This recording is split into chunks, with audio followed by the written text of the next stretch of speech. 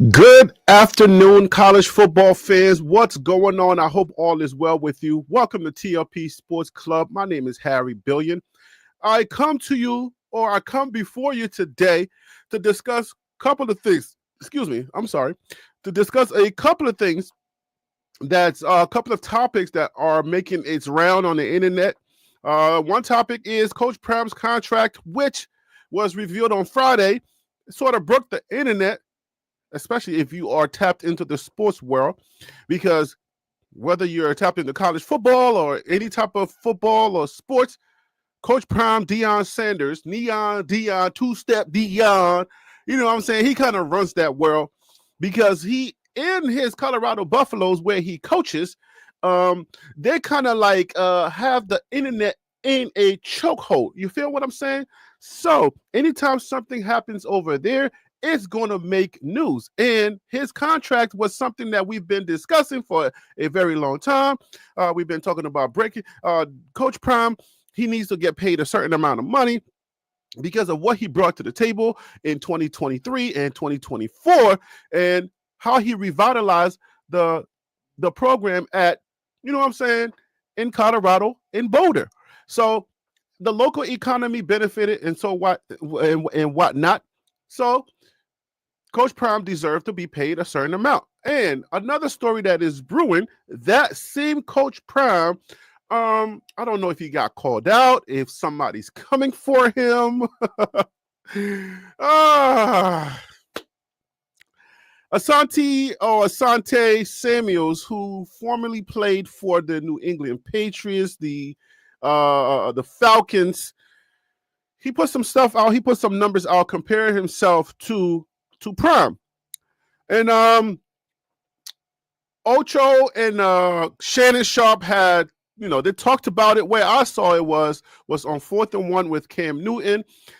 The approach was unique because the comparison was a comparison of numbers. What was done on the field. So I don't know if both had whether Ocho and Shannon Sharp and then Cam Newton and Peggy, their show 4th and 1. I don't know if they were per se debating the on-field performance, but they had a pretty unique take on how they were discussing it. And I looked at it, I was like, you know what? That is quite interesting on the take that they're having, because usually when you have a GOAT like Prime or Shannon Sharp himself, or just like maybe Jerry Rice, Daryl Green, the guys that you watch, Michael Jordan, Kobe Bryant, yada, yada, yada. When you have these guys, they'll put up like numbers that you have never seen before in your generation.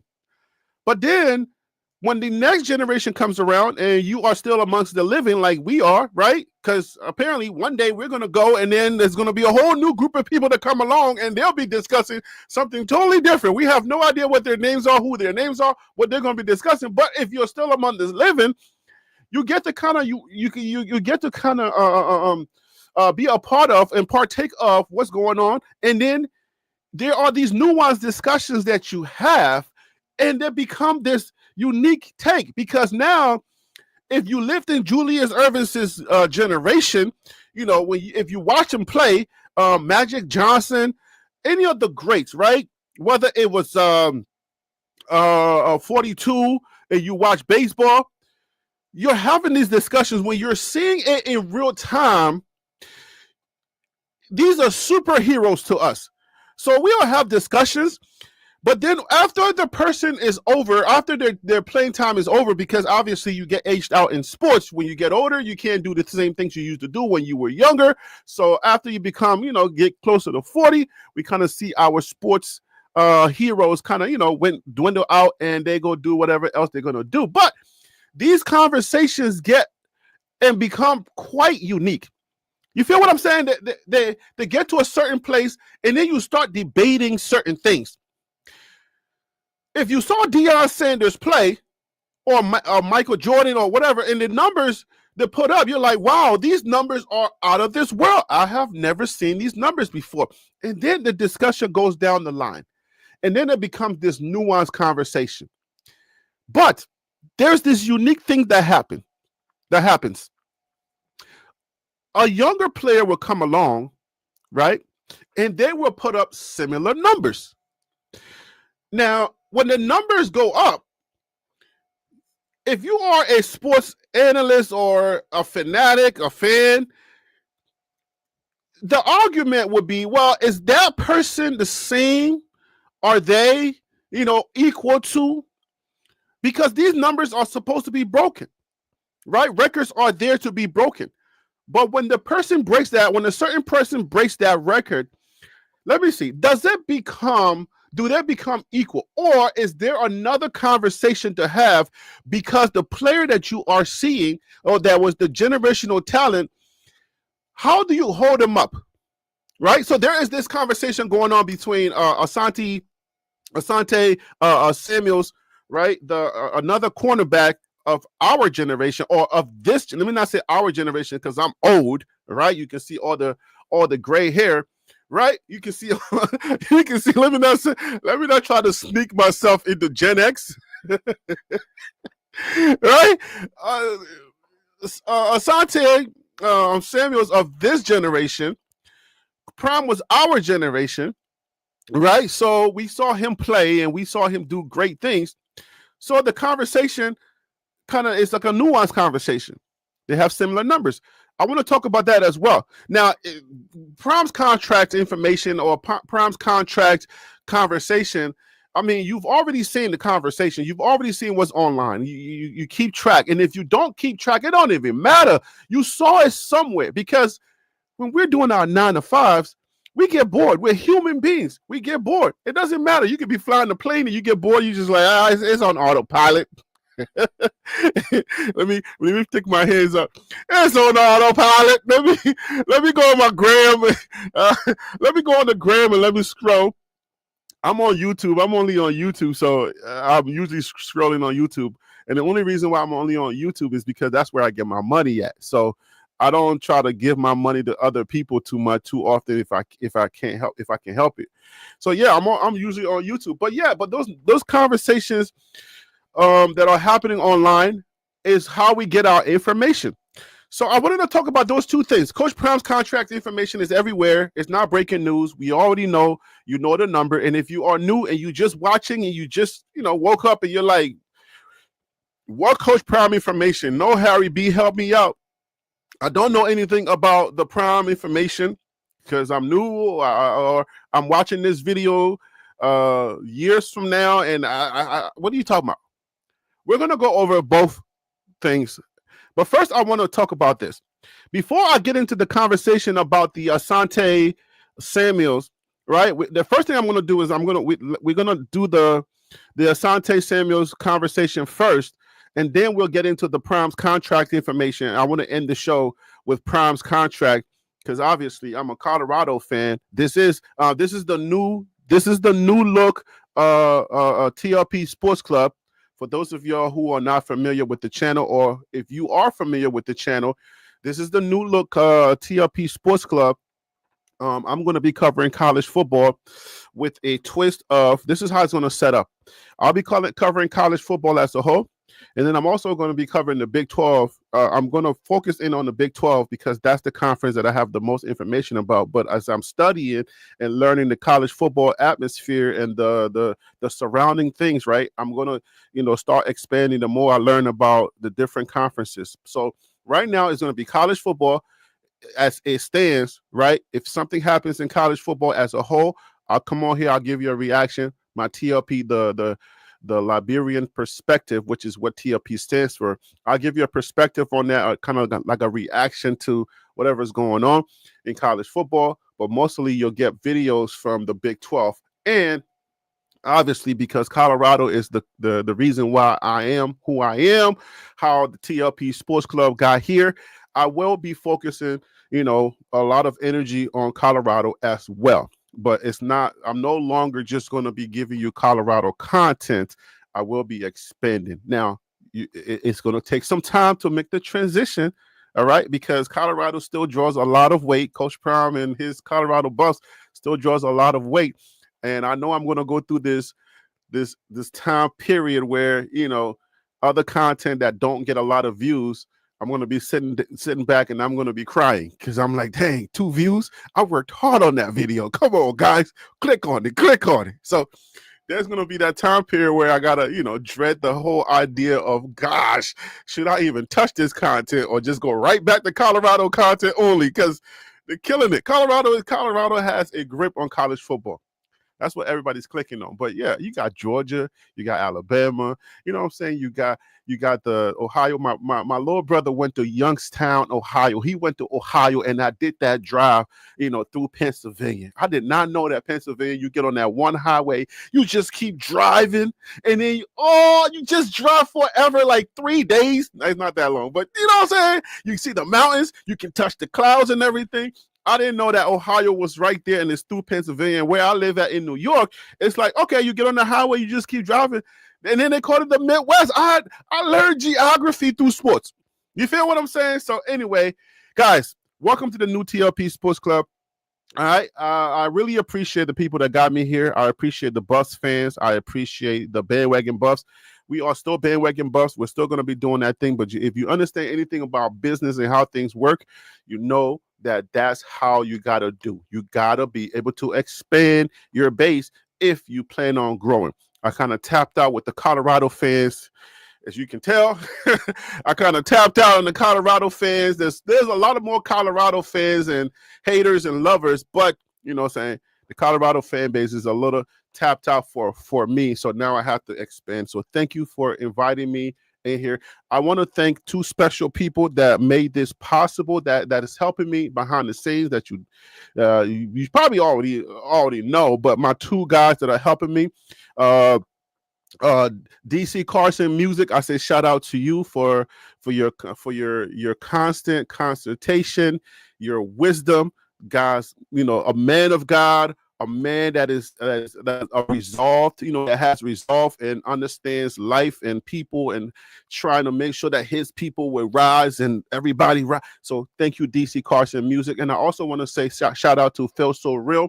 All right, so Phil, man, another man of God, a man of resolve, a man that understands his calm makes you calm. You know what I'm saying? Like you can lean on his calm to make you calm. So I'm like, well, dang, how do you stay calm in the midst of a storm? And then why are you so astute on things, everything, right? You give Phil something, he'll give you an answer.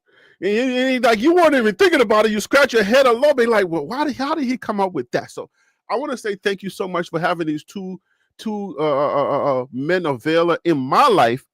Man, I'm on the internet. They just came from out of nowhere. God was like, all right, you need these 2 guys. So behind the scenes, they've been helping me to revamp TLP Sports Club. They are college football fans to the core.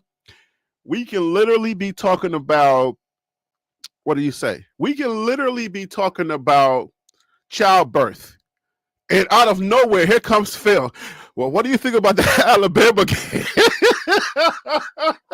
Well, what do you think about that Alabama? He'll throw something in there and just be like, yo, but, I know we talk about childbirth and how women go through all of this craziness, but Alabama just got somebody. I don't know if I like him or not. Yo.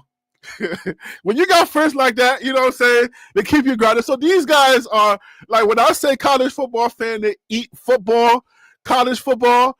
My mind is blown. So I couldn't have 2 partners that are on 2 vast. DC being a military guy, he's right down the middle. Okay, you can't move DC. You can't shake him. So, anyways, it's taking a long time to give these 2 guys their props, but you got to give people their flowers while they're breathing.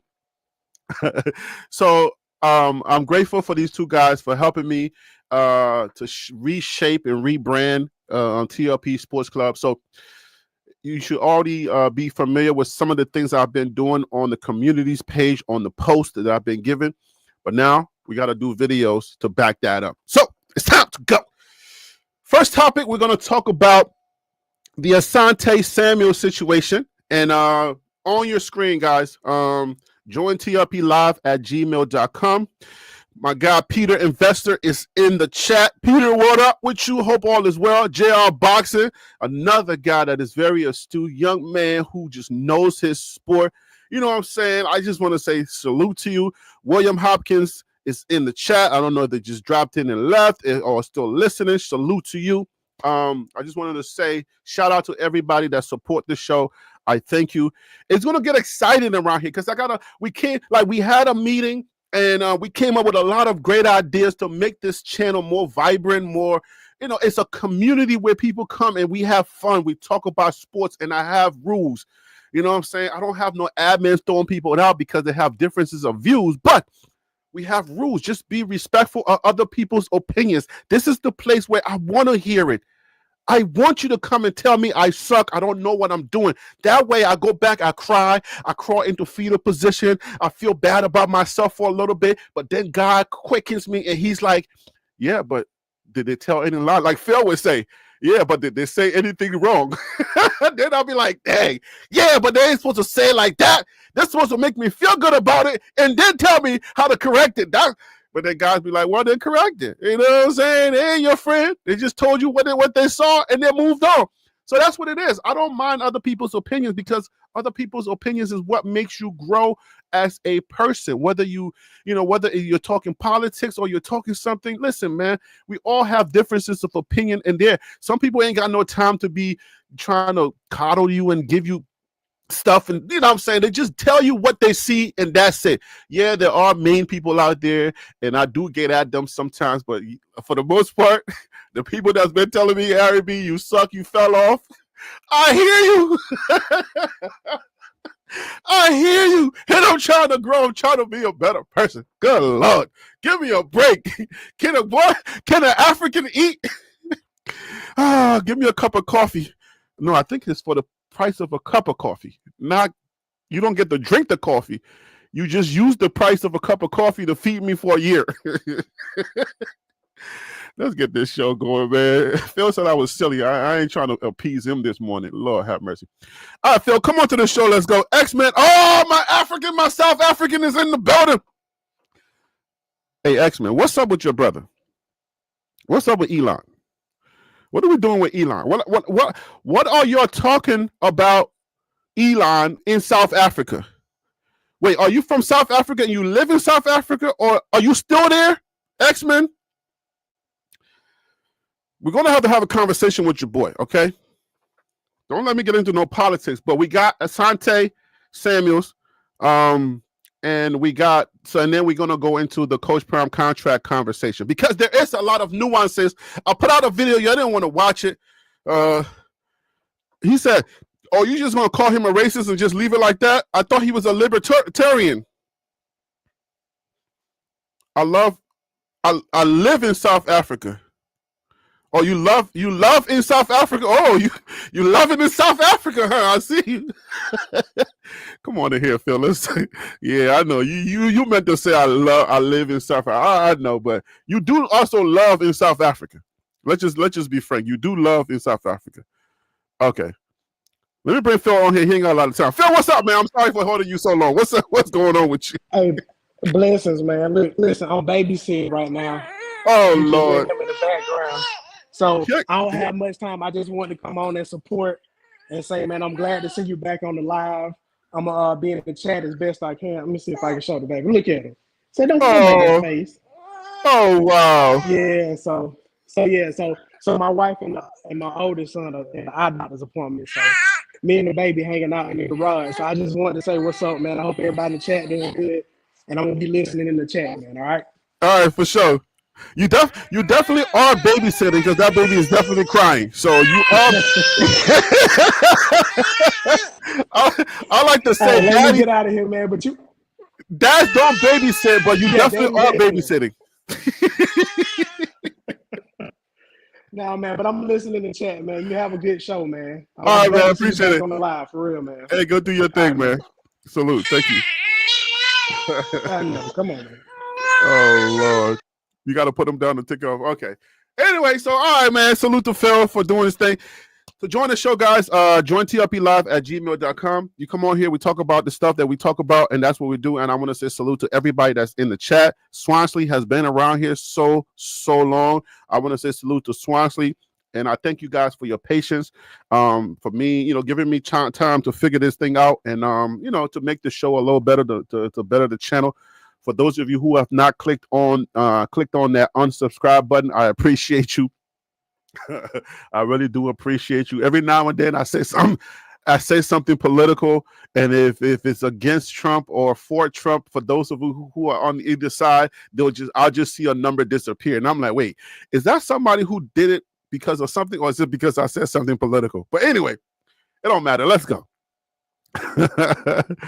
Let's go. I'm gonna take this off the screen, guys. So go ahead and I just wanted to say this. Every now and then I will talk political. I will say some things.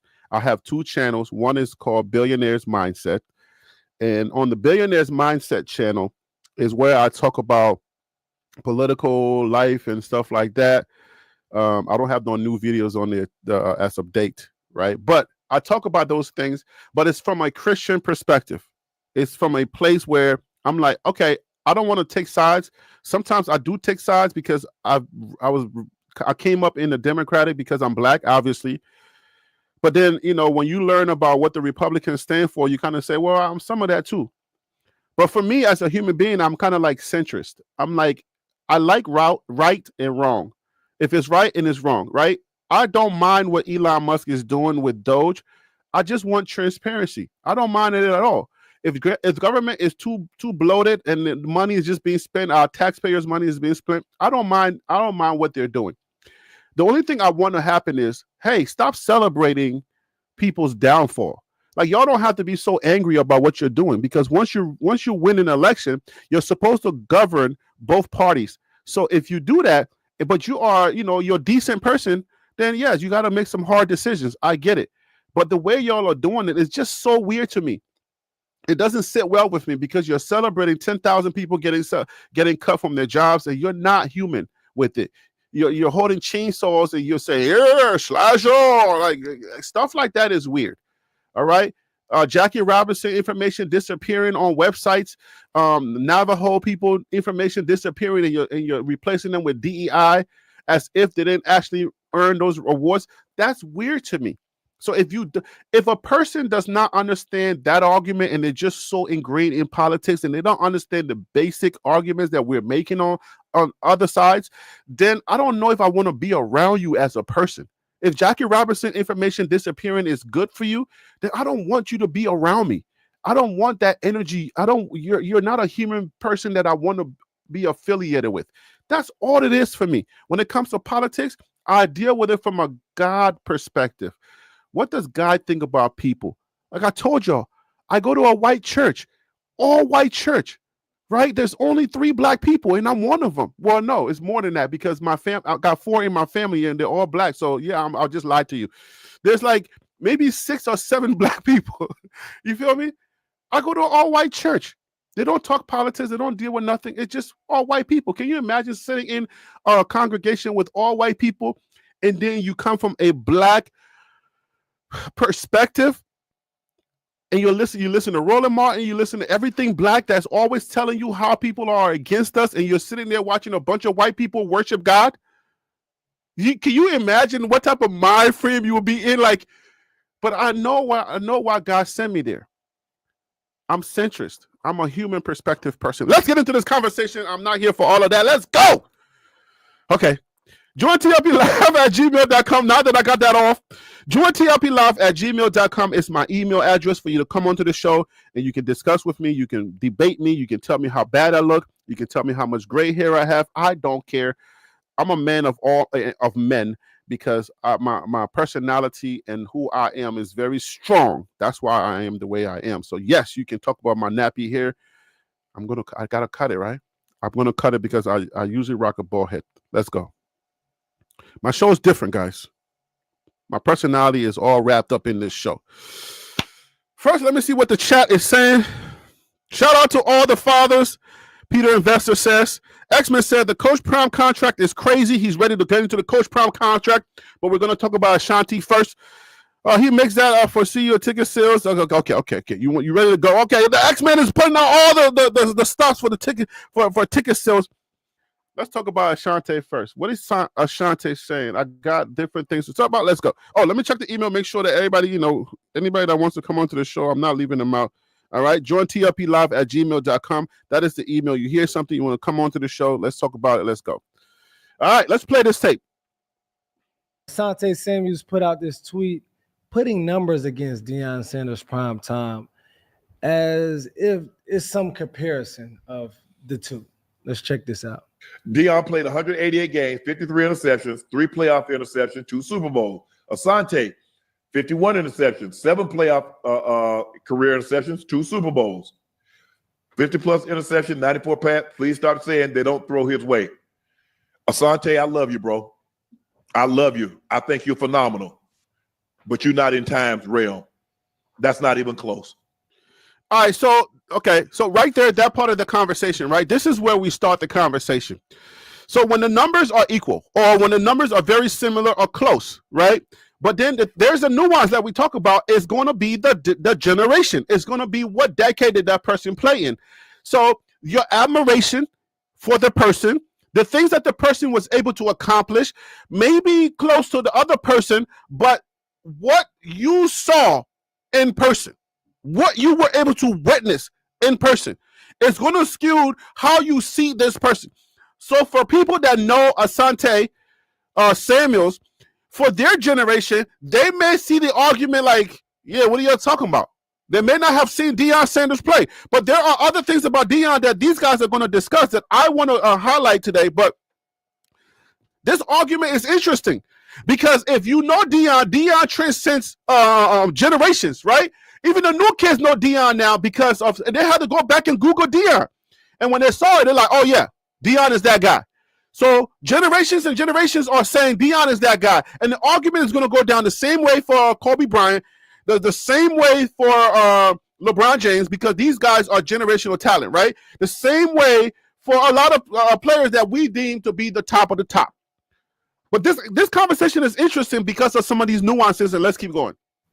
You're not. Nobody will ever say Asante Samuel and Deion Sanders in the same breath. You were fabulous.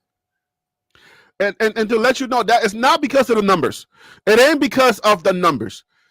There's more to it. Let's keep going. That's the greatest corner to ever put on pads and a helmet. The lockdown, where you think this term came from? Ali, I love your hair. I mean, it's easy to spot me on the court, I bet. But you've always been like that. You gotta wait for this Adidas commercial to go off. Give it a little bit of time. It's embedded. Not so fast. The skip button don't come on like that. All right, so yeah, that one's. Where you think that term came? Ocho, do you realize where that term came from? Mm-hmm. Yeah.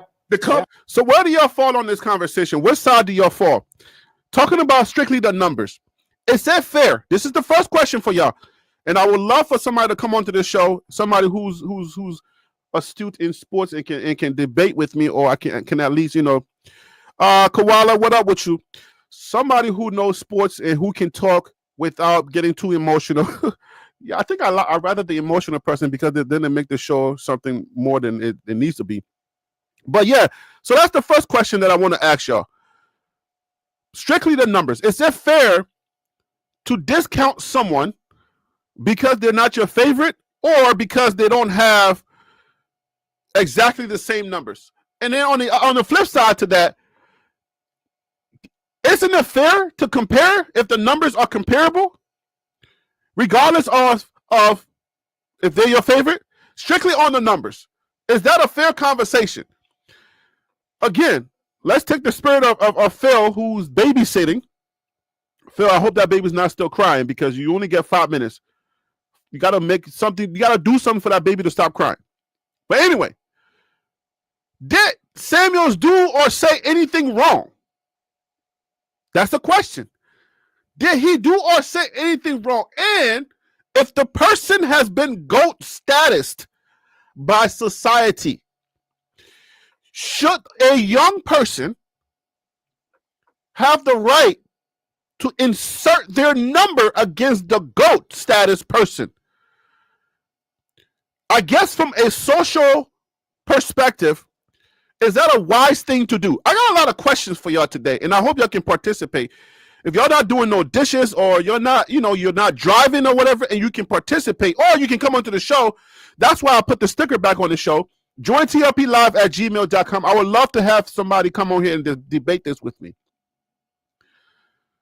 Are the arguments fair? Did he say or do anything wrong? And it's sports. It's a barbarian sport. It's a gladiator thing. And gladiators, barbarians, this is what they do. They're competitive. So what did he do wrong? Or what did he say wrong? He put up the numbers and they look familiar. They look similar. So did Asante do anything wrong or say anything wrong? But again, stay tuned for the other side of the argument, which then I think brings this to a place where I'm like, then I have to start agreeing. But for me, being a Coach Prime Deion Sanders fans, and the reason why we say bandwagon buff, you would know, like, from a personal or an emotional standpoint, I'm automatically saying, oh, he crazy. But then I had to stop myself and evoke the new Harry B and say, hold up, Harry B. Remember, you're trying to frame your mind to be a centrist. You don't just hear things and you jump out the window. You think about it now, right? You take your time and you think about it, you evaluate it and say, well, are they saying something wrong? Instead of always going on the attack with emotion and saying, oh my gosh, he's crazy. Prom would smoke him. Would Prom smoke him? Because some of these young boys, they're fast out here. Stop playing with me, okay? It can't always be, oh, Prom would smoke him. Jordan would, oh my God, Jordan would. Hey, I'm just saying. God's gift did not stop with these GOATs. God is still generous with his gifts, and he's still giving them out. We had Jordan, then we had Kobe, then we had LeBron. So, and there's the debate. There's going to be that debate all the time. If you put these guys in their prime together, who wins? Jordan, Kobe, LeBron. Can they even play together? Sometimes I'm listening and I'm watching the arguments and I'm like, wait a minute. Are you telling me that a LeBron James in his prime would not score on Jordan? Are you serious? But that's the conversation. I hope y'all are answering some of these questions that I'm posting, because nobody's coming on here yet to debate with me. It's right there on your screen. Like I said, join TLPlive@gmail.com. Until I get somebody to come on here who's brave enough to come on here, who's not watching dishes or who's not washing dishes or babysitting, I need you to come on here and debate with me. Join TLPlive@gmail.com. I'm going to take this off the screen because it kind of fills the screen too much. So let's take that off the screen. All right. But before we move on, let me see what y'all are saying. All right. So Koala is saying, nope. Now, Koala, I'm gonna have to ask you this question. I'm sorry, guys. I have to wipe my nose because I get too excited and my nose is running. I can't get off the screen to do it. So forgive me, guys. It's a live show. It's a live show. All right. So Koala, you have something to say here. Koala, okay. Ding, ding, ding. That's it right there. It's the after that. It's hard to infiltrate the bubble. Okay. All right. I must have said something there that made you say that. Okay. I'm sorry. I wasn't reading it live. All right. As a competitor, X-Men says, everyone should want to be the best. However, he shouldn't be delusional. Okay. So that's the thing that I'm saying. Like, do we have the numbers again? Let's go back to the numbers. Let's go back to the numbers where Uncle's reading it. All right. Let's go to the numbers. Let me put my glasses on. I think I got one person that wants to come on to the show and debate some of this with me. Let me go ahead and send them the thing right now, because we got to do this, man. We got to do this the right way. Okay. To join the show, guys, join TLPlive@gmail.com. Just email me. I don't use it as spam or nothing like that. But let's look at these numbers. Is it really delusional? Because we as sports fans, that's all we do. We do that a lot. When we like someone, and somebody who has similar numbers come along and they say, well, I'm just as good, then what do we do? Oh, you're being delusional. Prime will smoke you. Will he really? Do you think? Like, that's the only fastest cornerback that there was? So Deion Sanders, 188 games, 53 interceptions, 5 playoff interceptions, 2 Super Bowls. Asante Samuel, 153 games. Wait. 188 minus 153. Something. I know you already got the math. Excuse me.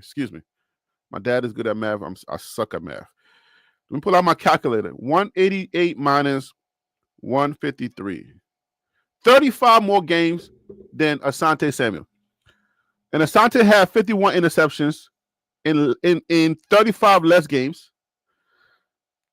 So the argument would be if he played more games, his numbers would eclipse Prime's numbers.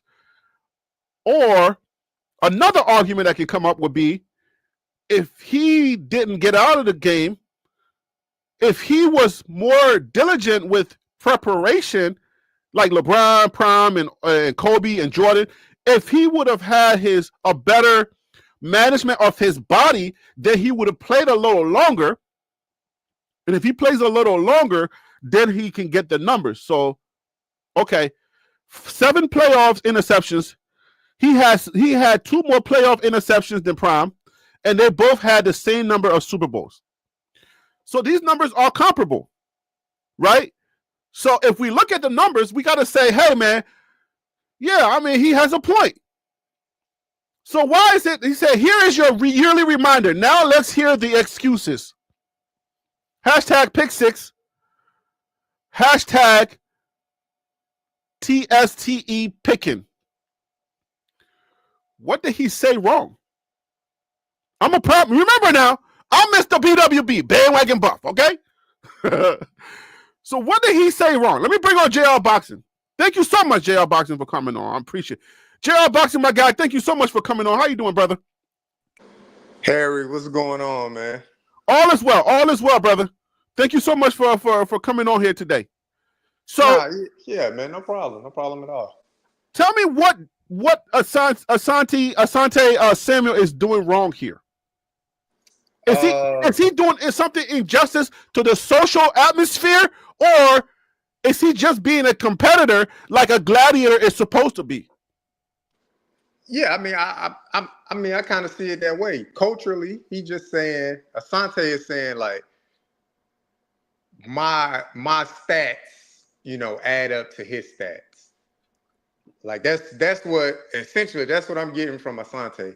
Now, the stats are out there. Yes, you line up the stats. I believe Asante Samuel in like one season, he had like 10 interceptions in one season. I don't think Prime ever got more than like 7 or 8 in one season, something like that. Mm-hmm. But yeah, Asante in his own right, he can say like, yeah, if you look at my career in its totality against Coach Prime or Deion Sanders at the time, Prime time at the time at his career, like, yeah, my career a little bit better, but stats are not everything, right? So from the other aspect of it, as being regarded as one of the greatest, if not the greatest cornerback in NFL history up to this point, like, it's a lot that comes with that, man. And I think Cam Newton kind of summed it up best. He did. Don't go into it because that's the next clip. That's the next clip. Yeah. All right, well, let's go to the chat real quick. Let me see what they're saying here, because some people cannot join, so I have to do due diligence and let them give them their voice. Okay, so Kawale said, I think is when we're talking football versus football accompanied by extras. Okay, I don't know what that was referencing. Peter Investor said each new generation should be better than the previous one. They evolve. That's a good point. That's good. Mr. James says this is a multi-point debate. Samuel is missing that Sanders wasn't targeted as often as he was, so he had more opportunities to pick off passes. The nuance is being missed. Or that nuance is being missed. Ooh, that one would cause a long debate that we don't really have a lot of time for, because I got another segment to get into. But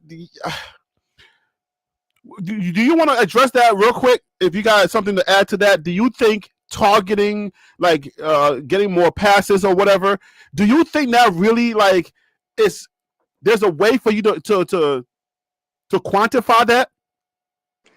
Yeah, I mean it's not a stat to quantify it, per se, but viewers of the game, analysts of the game, players of the game, hell, quarterbacks of the game during that period, they're accounting for 21 on the field. Like in basketball, like I'm a basketball guy, and when we would do our rundown prior to a game, like it's, hey, number 7 on that team, he's a spot up 3-point shooter, and he shoots 38%. He predominantly shoots from the right corner of the court, short side of the court. You need to close out hard on that side. So when they're preparing for a game, an NFL game, the preparation, that's probably going on in that quarterback room when you're going against Deion Sanders. Hey, 21, he predominantly plays on the left side. They mainly play him in man. We're probably not going to target that side. I don't know if that same conversation was happening with Asante Samuel. Do you know about Asante Samuel's health and career and why he got out of the league? I think it was just a matter like it just run its course. I don't think anything like from a health standpoint where he got injured. I think it just run its course. He was just ready to move on from the game of football. Okay, he left on his own accord. I'll say that. Okay, so he left 2 seasons on the table. The number is 188 plus whatever his numbers are for 158. That's 35. The NFL season is 16 games, so that's 2 seasons he left on the table. So if you're leaving 2 seasons on the table, you know how I interpret that? I'm interpreting that as conditioning. Your body can't handle it no more, so you got to go. Or maybe CTE and the whatever the game. Maybe you just left on your own. Personal reasons, and you said, you know what, I gotta go do other things. I got a wife, I got kids, and I got things to do, so I gotta go. Maybe that's it, but why would somebody leave 2 seasons on the table? Yeah, I think it's more so what you said at the end, like, hey, I've run my course with this game of football, and sometimes you just fall out of love with something. And you don't want to go through that grind of doing it over and over and over again. And I think that's more so what happened with Asante Samuel. Okay. I recall like watching him play, and but I don't recall watching him play and ever saying at one point, as being a viewer, like, oh, that's the number 1 guy in the league. Like it was always a Darrelle Revis in front of him. Champ Bailey was at the tail. It was always guys that was in front of Asante Samuel. I can't recall. I mean, I was kind of younger. From a numbers standpoint, or from this second segment that we haven't gotten into, from the persona standpoint. When you say there was always guys in front of him, you know what? Instead of doing it that way, let me play this second clip, and then maybe it'll kind of evolve the conversation. Okay, just a second. Yep. I think it's important for us to just go ahead and do that now. 31%. But like Shannon Sharp said, people strategized against Deion. Man, let's keep it black and white, bro. Like let's show these statistics and these facts. Asante, you don't sell. Like, did you have your own shoe? Did you have a iconic moment before the draft? Did you cross over into? First of all, I just want to say I like that ticker he got at the top. That's got the Braves and like, what I'm saying, because baseball season just came back around. So my New York Mets, and because I follow all New York sports. I have not chosen since I moved to New York in 2006. I never chose. I follow all of it. So I'm the Mets. I'm a Yankee. I'm an Islander. I'm all of it. All right. So I like the little ticker he got. I gotta do something with that ticker. I gotta have a ticker in the background here. You know what I'm saying? If I'm gonna do sports, I gotta get it right. You feel me? Yeah, nah, that is nice. But you know, Cam got that money. He got that long money. Yeah. Well, he did say he ain't had the money, but no, he got the money that I wouldn't have to have a ticker. Yeah, that's true. On a smaller scale. Yeah, on a smaller scale. Yeah, on a smaller scale. Yep. I ain't there yet. I'm still trying to figure out what TRP Sports is going to be. So you're right. But maybe one day I'll be able to afford a ticket like that. But I love it. For sure. Other sports. Must be the money. Like, did you have Look at that studio, those boy. iconic moments that Sheesh. if he got the studio and he's standing up. God damn, bro. somebody else becomes a rapper, it's just them becoming a rapper. But the fact that Shaq was a rapper is like, oh, now that's a big deal. The fact that Shaq was in Kazam, oh, that's a big deal. Mhm. He's like, yo, Kobe rapped. Yeah. Like those guys, Michael Jordan was a movie star. But what does that have to do with what he did on It's the the field? persona, Peggy. There you So go. that's what you That's saying. why he's we in the Hall we of Fame. celebrate prime time more so than Asante Samuel. And it's sad, but it's true. Like if Asante Samuel walks into anywhere, everybody will be like, who's that guy? That's that, bro. All right, so let's go ahead and talk about that. So that's the part of the conversation that I wanted to highlight. Now, when it comes to persona and it comes to the X factor, how much does that matter over the numbers you put out on the field? Because then that's your extra sauce. That's who you are. That's who God made you, right? And it's going to eventually come out. Some guys just play and they leave, and that's it. I think Barry Sanders was one of those guys. He played. One day he just got up and just walked off the field in his prime and said, I'm done. He didn't explain nothing to nobody. He didn't sell nothing. We don't even know what Barry Sanders, we don't know anything about Barry Sanders. We just know that he was one of the greatest to do it. So how much does persona, as Cam Newton was just talking about, how much does that affect the game, or how much does that affect the game as far as when we're talking about statistics? Do we put that over persona, or are they both equally valuable? To me, they're both equally valuable. Like you know, sure, you got your outliers out there when it comes to guys that were just phenomenal athletes, and they did it to a point where their persona did not need to be loud, like Barry Sanders, like Calvin Johnson. They didn't have loud personas, but their numbers were just so immaculate. It's like, oh, Megatron, he that guy. Like he had a name, Megatron, right? Mm-hmm. So to me, it's so equally yoked to have a persona and the talent to back up the persona. Think Travis Hunter, an amazing talent. He has the persona to go with it. Like he's likable. People follow him on social media. He does all the things that these youthful young men and kids, they do now. So he has a persona to exceed with his talent as well. That was the same thing for Coach Prime. He bigger on the TV screen. Cam said it. A rap song, played in movies, had his own shoe. Like Prime Time, the name itself. What was Asante Samuel? All we know is Asante Samuel. We don't know if they call him Deuce or whatever. There was no persona behind it, not discrediting the talent that Asante Samuel was, but there's nothing else behind it. So only thing you're standing on is my numbers make me just as great as you. That's not the case. Okay, so in light of what Koala in the chat is saying, I don't know if it's equal, because if you had the persona without the talent, it won't work, right? Or it can't work. So, okay. So then the talent is the one that's more celebrated. So then we have to evaluate or quantify, right? Maybe both. Quantify and qualify the both, right? How much percentage do we give talent versus, and then how much percentage do we give persona? Persona helps you off the field, right? I don't think persona really helps you on the field much, because persona has to do with the fan base. The more likable you are, the more you get to sell, the more money you're going to get.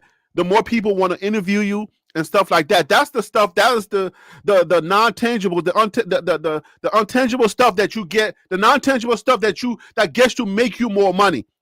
Your talent gets you into the door or the interview, and then gets you on the team. And then you can, if you give us 50 every night, with the New York Knicks, if we get 50 from you, but you can't put two sentences together like a Jimmy Horn, right? If you can't talk worth your life, but you're giving us 50 every week or every night, we'll take that and try to help you in your personal life to get you some kind of persona.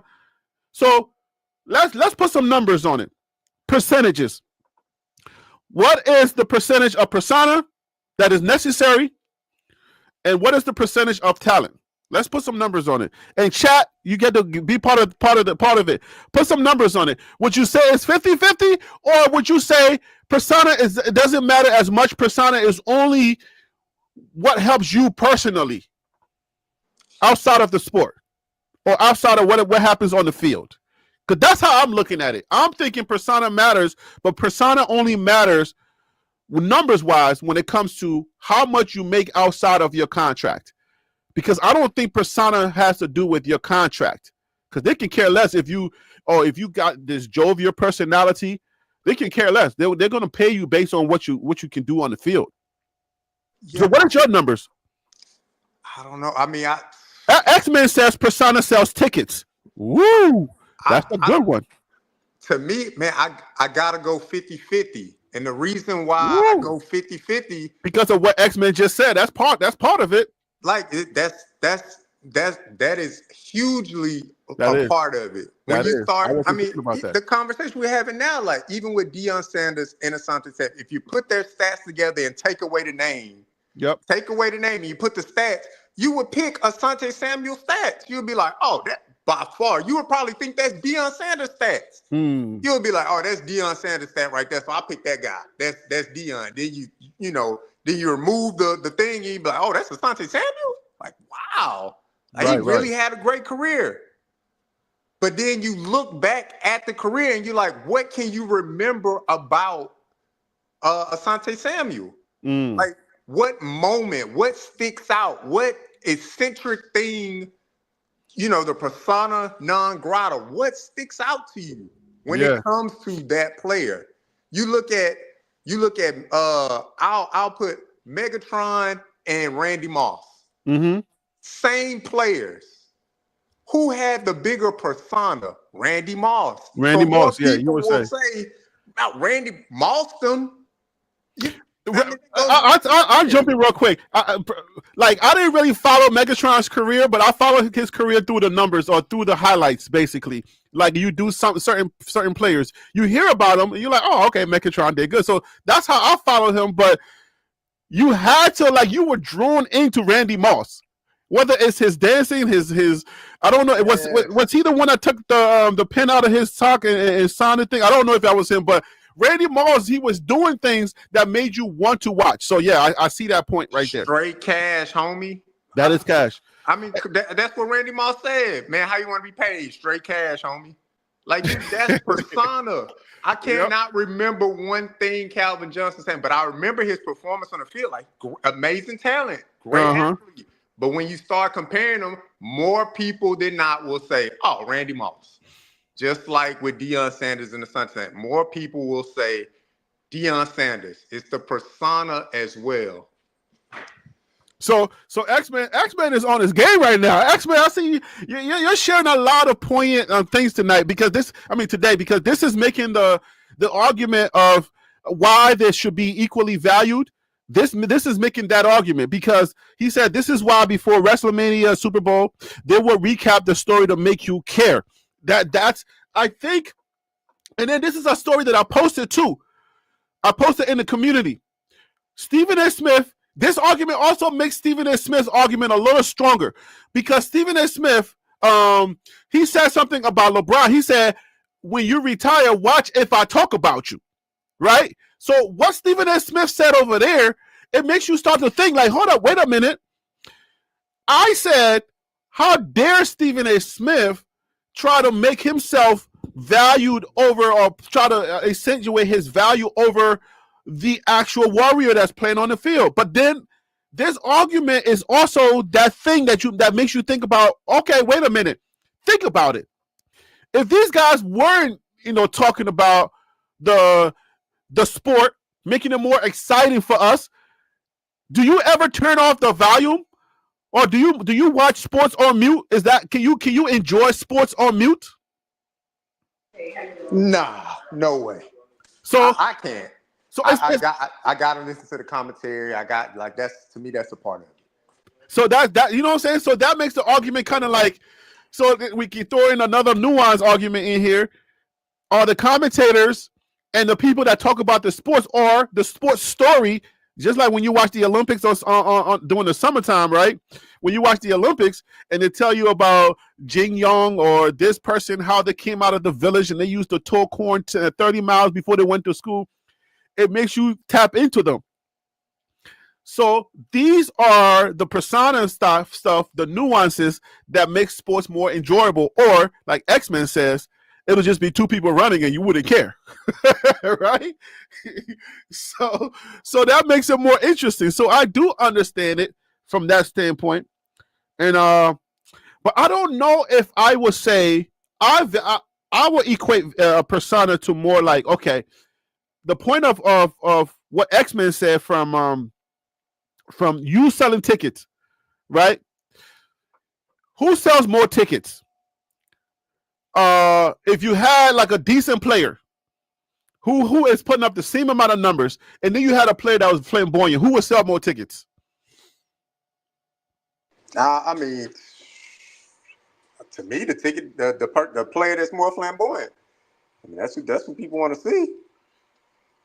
So yeah, this argument is very hard, and it's very hard to. So yeah, so then Cam Newton and Unc and Ocho, they're on point because I don't know. I can't find an argument unless somebody can tell me otherwise. Nobody's convincing me in the chat, and I don't know. You're already 50-50 with it.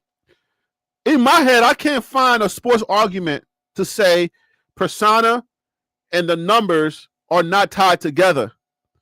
Because if you just take that one thing that are selling tickets that X-Men says, persona sells tickets, and people love a superhero. People want the superstar, and the reason why they come and watch is because of the superstar. It's because of their personality and what they bring to the table. Because the role players are guys that put up numbers. You mess around and catch a role player that has the same numbers as Jordan. You feel what I'm saying? Like if it's all said and done, and you look at the numbers, you're like, wait a minute, this guy was not a superstar; he was a role player. Like Joe Johnson? Was it Johnson or Jackson? Whatever his name. If you look at his number, he was not a superstar. He was a good player, right? He played for the Nets for a few years, and then I think he went some other players, right? But his numbers, if you put his numbers next to some of these superstars, it's almost similar. And you're like, wait a minute.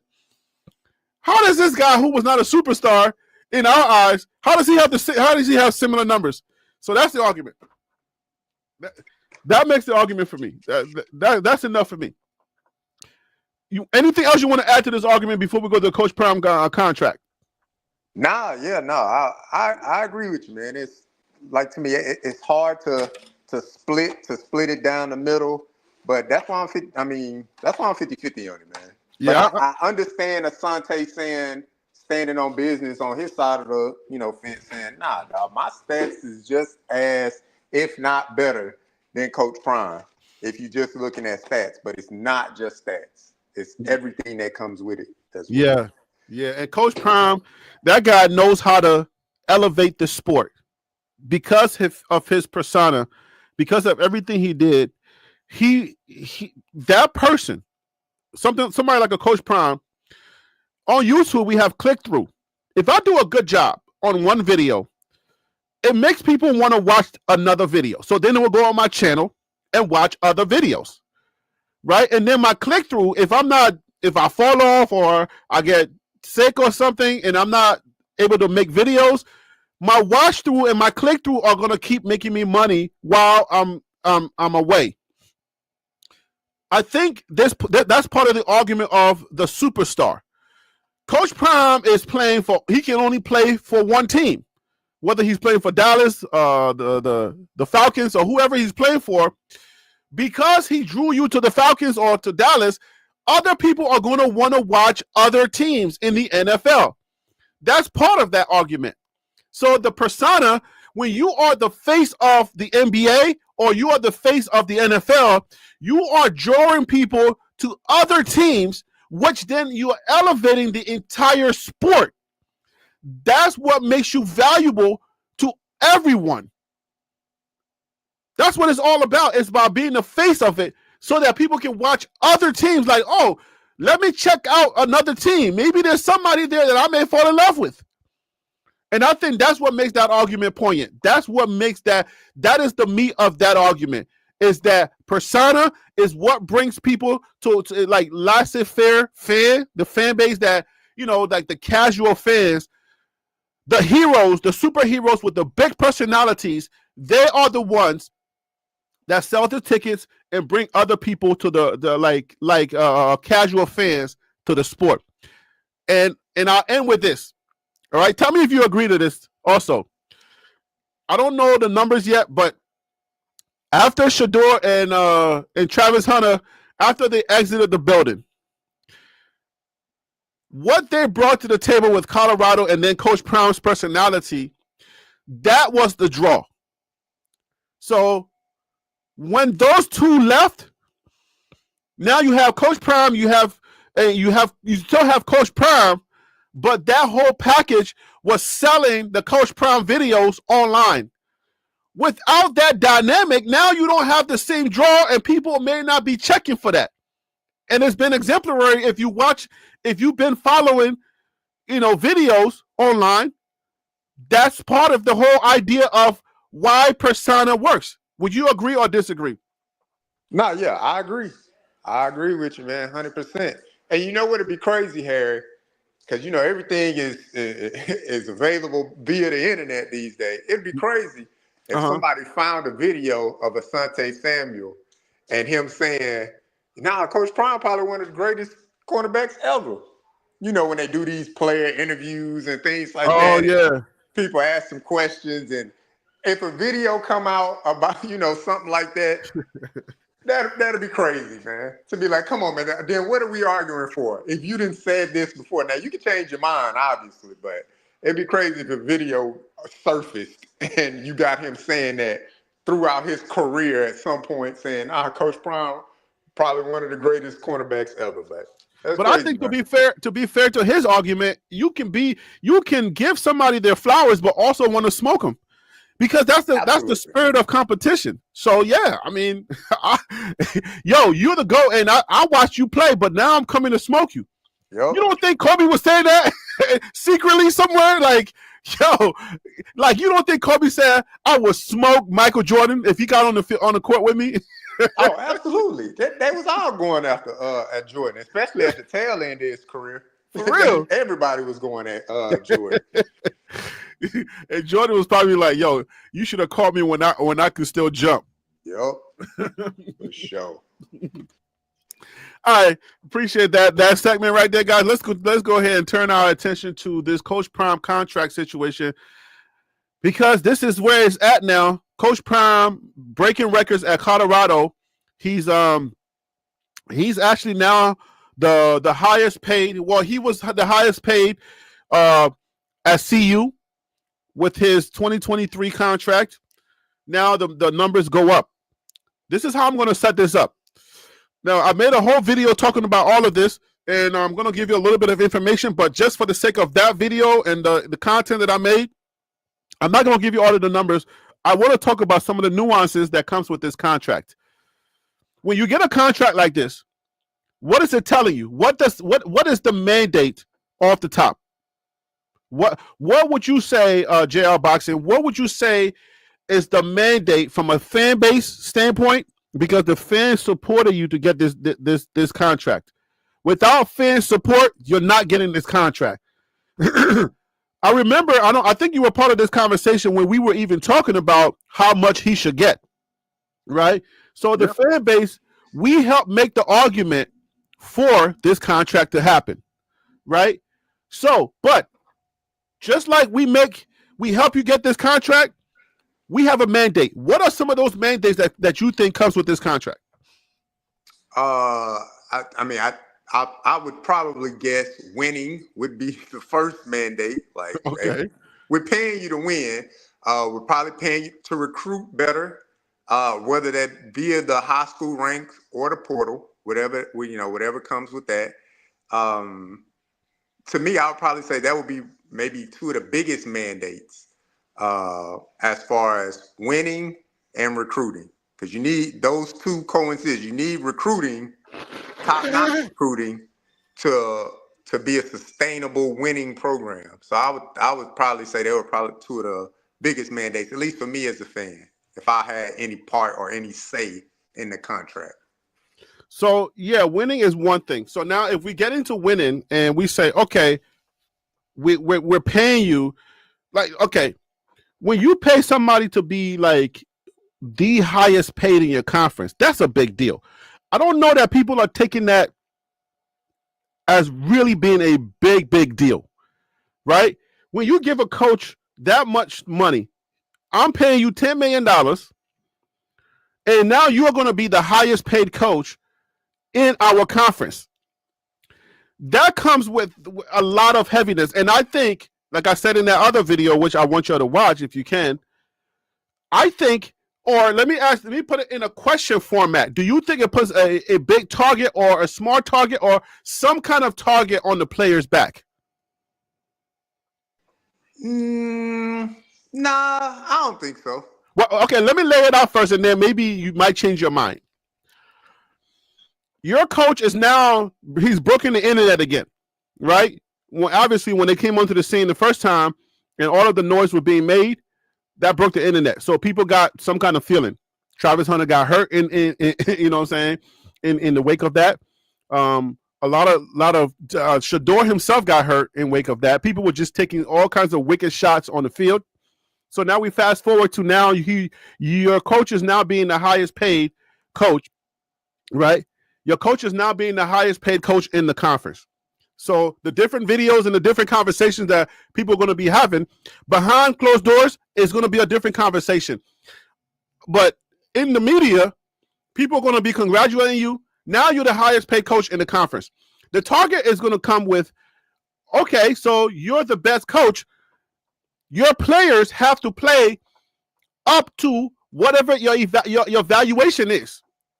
That's how I'm looking at it. Your players got to hold you upright. Because if you're one of the best coaches, or you're the interpretation would be, for you to get that kind of money, that means that you're one of the best coaches, no matter how we look at it, because we think it's what he was able to do for the program to elevate the program. But how the other people are looking at it is that, oh, he's got to be one of the best coaches. If you're the number 4th coach paid, the 4th highest paid coach in college football, the interpretation has to be how good you are. Am I right or wrong? Yes and no. I mean, Okay. I agree with you. Will people come after him? Yes, but the players, Who his players? They're gonna come. They're gonna come. But a lot of that, the reason why a lot of those people got paid through, I mean, a lot of those people. I'm talking about pay because I'm looking at Phil over here giving me money.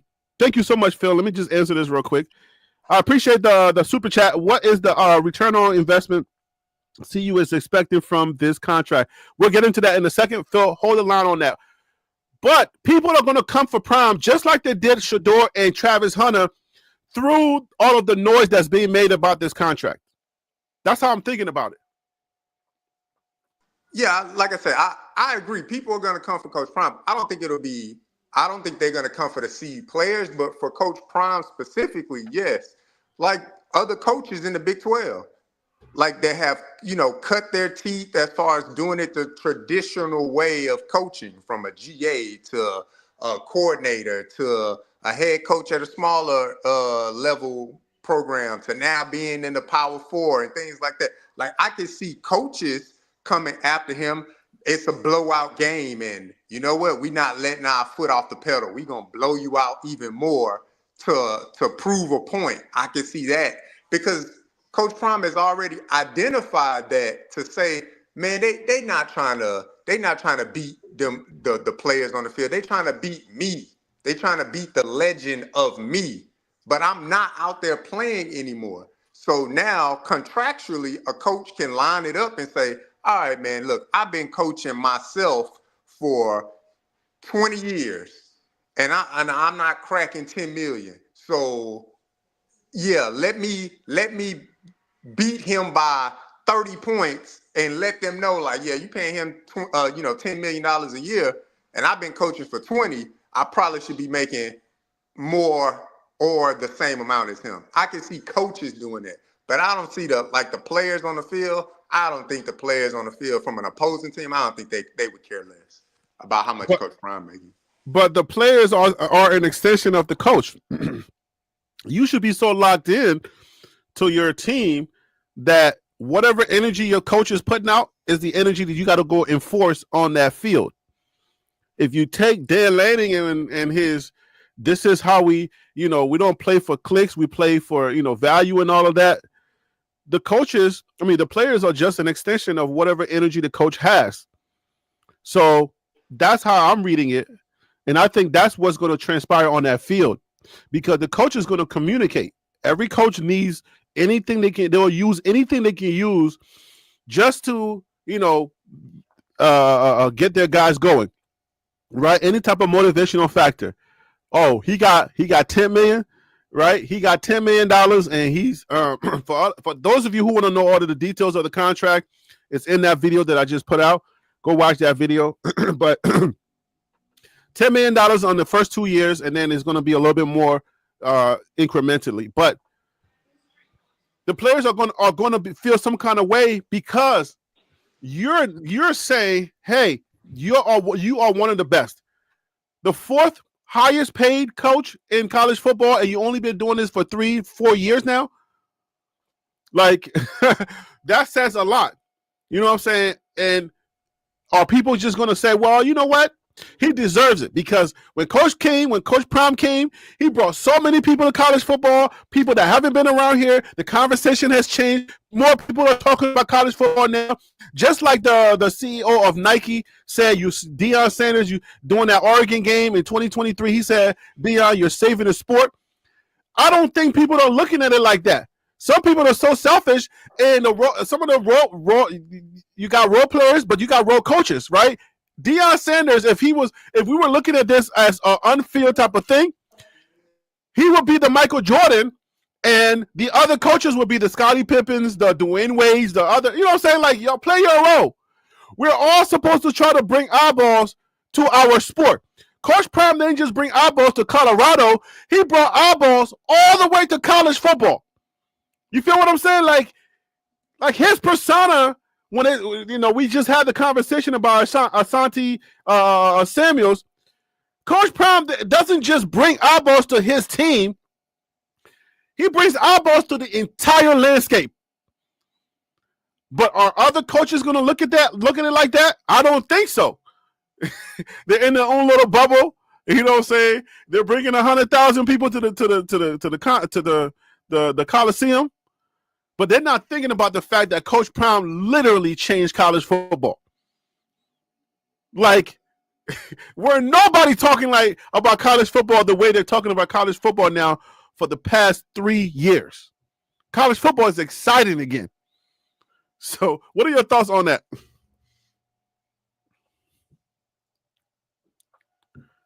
I think your mic is mute. We're going to be talking about. Yeah. Sorry about that, Harry. Yes, is Coach Prime unapologetically doing it his way?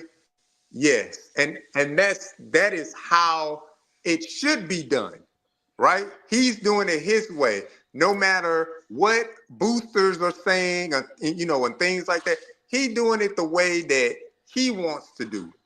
And a lot of coaching in the professional ranks, you can't always do that.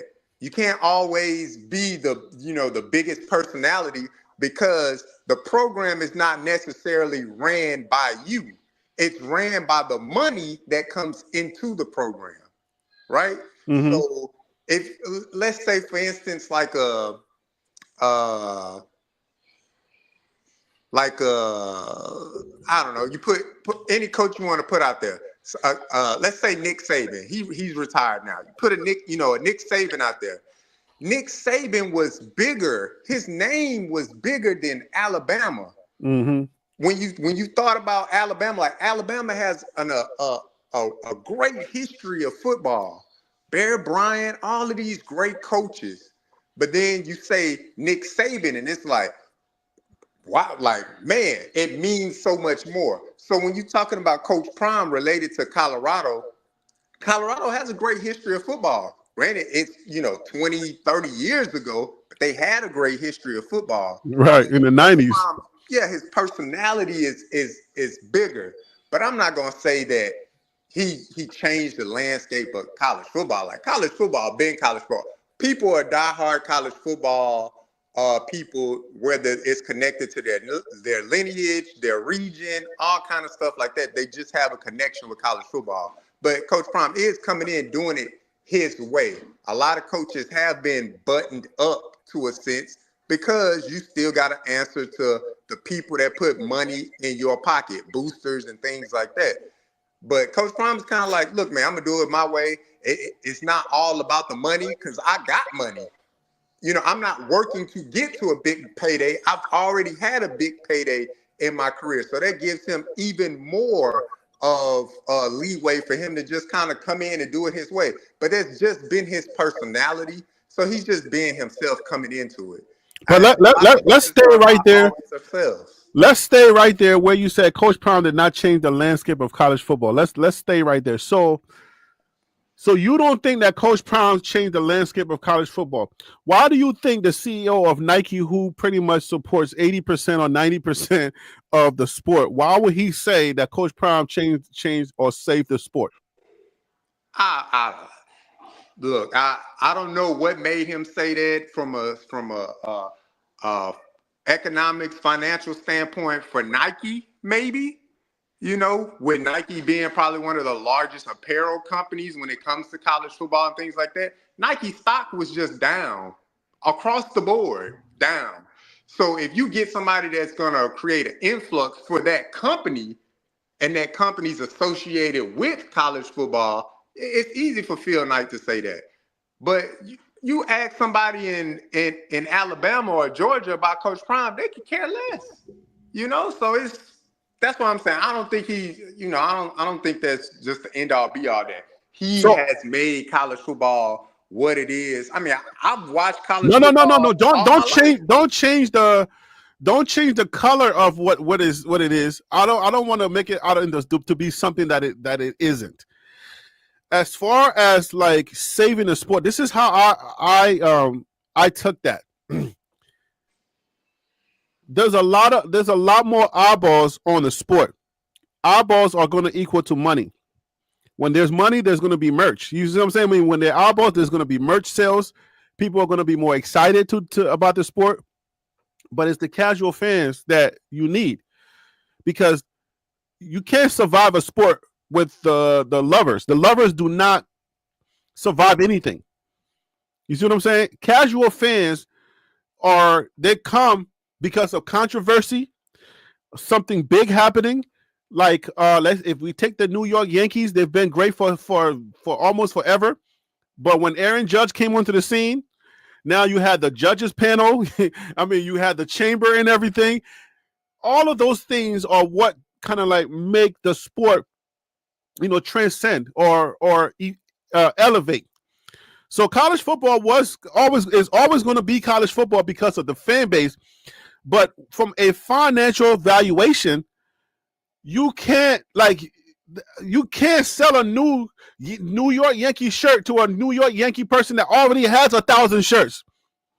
But you can sell it to a more casual fans when Aaron Judge arrives and he's making news, and every time he hits a home run, now we have something else to do, right? So it's like, I think that's how I took it. It's because the new heads or the new people, when they start to make noise, it wakes up the old people to say, hey, pay attention. Something's happening. So that's my take on it. That's the angle that I come around with it. I don't think he like for what you want to make it to be. I don't think it's that. I don't think, oh, he came and he did something to the sport that the sport never had. No. He brought new eyeballs, and those eyeballs turned into dollar signs. Yeah, I mean, I get what you're saying. I look at sports as kind of like politics, man. You're gonna have a loyal fan base regardless of whatever comes out of whoever's mouth. And then when it comes to like, the casual fan, like sure, they may buy a shirt, but they can easily lose interest as well. A loyal fan, they may only buy one shirt, but they're gonna be season ticket holders. They're gonna travel with the team. Somebody that's just kind of coming into it, yeah, they'll buy a shirt, but they probably not gonna make that trip cross country with the team, like how a loyal fan base or a loyal fan would do. So I see what you're saying. Influx of money, that's always good. But the OG, the original fan bases, the people that grow up bleeding, burnt orange and cream or battle red and black, and like those people are never going anywhere, and they travel with the team. They stay with the team through the thick and the thin. Like, but that's not okay. That's a part of it. That's not how business works, though, right? Like those people, once you count them, you're like, okay, we're gonna break even, right? Because you're thinking like you're never thinking, oh, we're gonna break even this year. Those people going to the games, you're like, you can count them, and you're like, okay, fine, we good. But you're like, we've made a lot of changes. We've added more chairs, or we've added new colors. To do more, you need more money. So for you to keep counting the same fan base, that's a dying thing. You know what I'm saying? Like, you just break it even. I'll say this. So I'm not putting it out there. I'm just using it as an example. Go ahead. Colorado is making, and this is well known because the numbers are out there. The University of Colorado is making hand over fist money when it comes to Coach Prime. Correct? They're getting, it's up. Well, how do you describe hand over fist? When it comes to like money, like the amount of money the football program is generating for the university, upwards of hundreds of millions of dollars. Yeah, I would say. Boom. If Coach Prime walked out of the door tomorrow, does Colorado still make hundreds of millions of dollars? Hand over fist money? They'll probably go back. Right, but that's the point, right? Isn't that the point? No. No, but what I'm saying, Coach Prime is not going to be there forever. Right. So the fan base that will be there forever, they're still going to give you that status quo of money. They're still going to bring in whatever $50-70 million to the university, regardless, because that's just what they do. That's all they know. But I can counter that with the loyal fan base was always there, but Colorado was in the dumps because just like you said, those and Phil So Real, I appreciate the super chat. JR Boxing is talking facts. Loyal fans last longer and are more valuable. That you can take the loyal fans to the bank, but just like you said in politics, the Democrats count on the black people, and they don't even do anything for black people. They don't even court their votes anymore. They just say, oh, we got them and we're going to leave them alone. But we cannot count on just the black people. We got to count on the independents and the undecideds when it comes to politics, because you can count all of your fan base, your true, like you said, burnt orange for Texas or black and gold for the Colorado fan base, right? But those true fans are always going to be there. But then why was Colorado dying if the true fans were always there? Because they lose interest just as well. Just like you said, the casual fans lose interest. You can keep their interest by winning and by doing more exciting things. That's what keeps casual fans. That's the thing, winning. So Right. Coach Prime brought in winning plus excitement. The excitement is just the icing on the cake. But if CU program was just stable at winning, it wouldn't be a problem. They would the still casual fans would be there. The they casual would still- fans would be there, but winning, right, would bring more fans to okay. You know what? Let me put it this way. Casual fans lose interest just like loyal fans lose interest when the team is not winning. They're always going to be loyal, but they will lose interest little by little and they'll fall off, right? You're still going to get your core people. They're going to go to games, 100,000, 200,000, 300,000. You might keep some of those people. But when it comes to so you have your loyal fans. They're going to be there. But then why do teams always try to make sure that they infuse some energy into the team? Baseball, we can take baseball for an example. You feel me? Those fans are always going to be loyal. But from a business standpoint, you're not counting those tickets. You're just like, okay, we know we're going to get the 100,000. But we need 500,000 this year to come up to stay above water. How do you push the 500 to get to that 500,000 when your 100,000 fans, loyal fans, are going to be there buying the stuff? How do you get to the 500,000? You win. That's how you get there. You win. Or you bring in a personality. You win. So bring in more casual fans. if Coach Prime got there, the first year he got there, he went 4-8. Could you imagine if he went 4-8 again this second year? And then fast forward to the third year, he go 4-8 again and 4-8 again, and whatever. One, he wouldn't got no contract extension if they went 4-8. That wouldn't have happened. And two, you'd not get those casual fans that were excited about Colorado, like, oh man, they on their way. They not there no more. They gone. All you stuck with is the loyal people. So at the end, you have to win. You look at the University of Georgia. Great program throughout. They've been winning. The previous coach before Kirby Smart, Mark Richt, hell of a coach. Won a lot.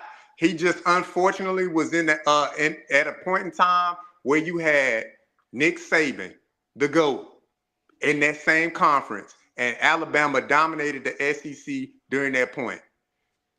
Mark Richt, you got to go. They ship him out. You bring in a disciple of Nick Saban, Kirby Smart. Hey, we need you to get us over the top. The loyal fan base is still in place. They still there because their program was winning over that time. They were winning. Colorado, the thing that happened with Colorado, you still had the Miss Peggy's and all the alumni and all of those people there, but you talking about 30 years of losing. People move on. You infuse Coach Prime in, you bring that in, it only works if you win. Coach Prime had the biggest persona in the world. He would have went 4-8 last year. Harry, I guarantee you probably would have been like, oh man, maybe we need to move on from Coach Prime then. He ain't getting it done. It is what it is. So Coach Prime, ultimately he has to win. They paid him that contract because of the 9-4 season and what they expect for him to continue doing it. The university is trending up. So they're like, all right, well, let's cash in now while we're trending up. So Phil earlier he gave some super chat for us to talk about the return, the ROI, return on investment for Colorado. Let's touch on that before we end this conversation. So what exactly, besides winning, winning is probably the biggest part, but what are the other return on investments that they're looking for?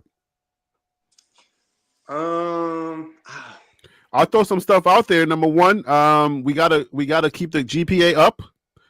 We got to keep the fan base excited, and they can't fall off. We need to do some things for the off season to figure out how to get people excited because, number one, you're losing your two Heisman contenders. One was the winner.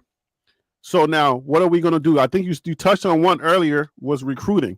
But what else? Is there anything else there that we can add to this conversation that speaks on the return on investment? ultimately, Matt, for a coach in that profession, you're paying a coach to win. Like, you're paying a coach to win. You look at, again, I hate to make examples of like other programs. Look at Kirby Smart, highest paid coach in college football because he wins. Mhm. Now they getting all those players getting arrested week after week after week after week.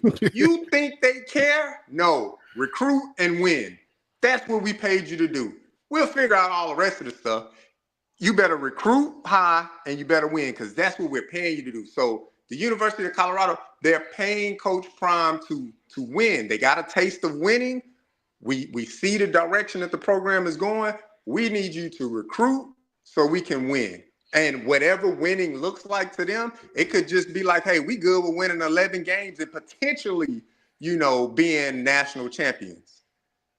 They may just be satisfied with that. Or they may just be like, no, we paying you as one of the top 4 or 5 highest coaches. You need to go out and win this national championship. There's nothing standing in your way. You got the money. Go get it done. I don't know about all that. No, I don't know about all that. First of all,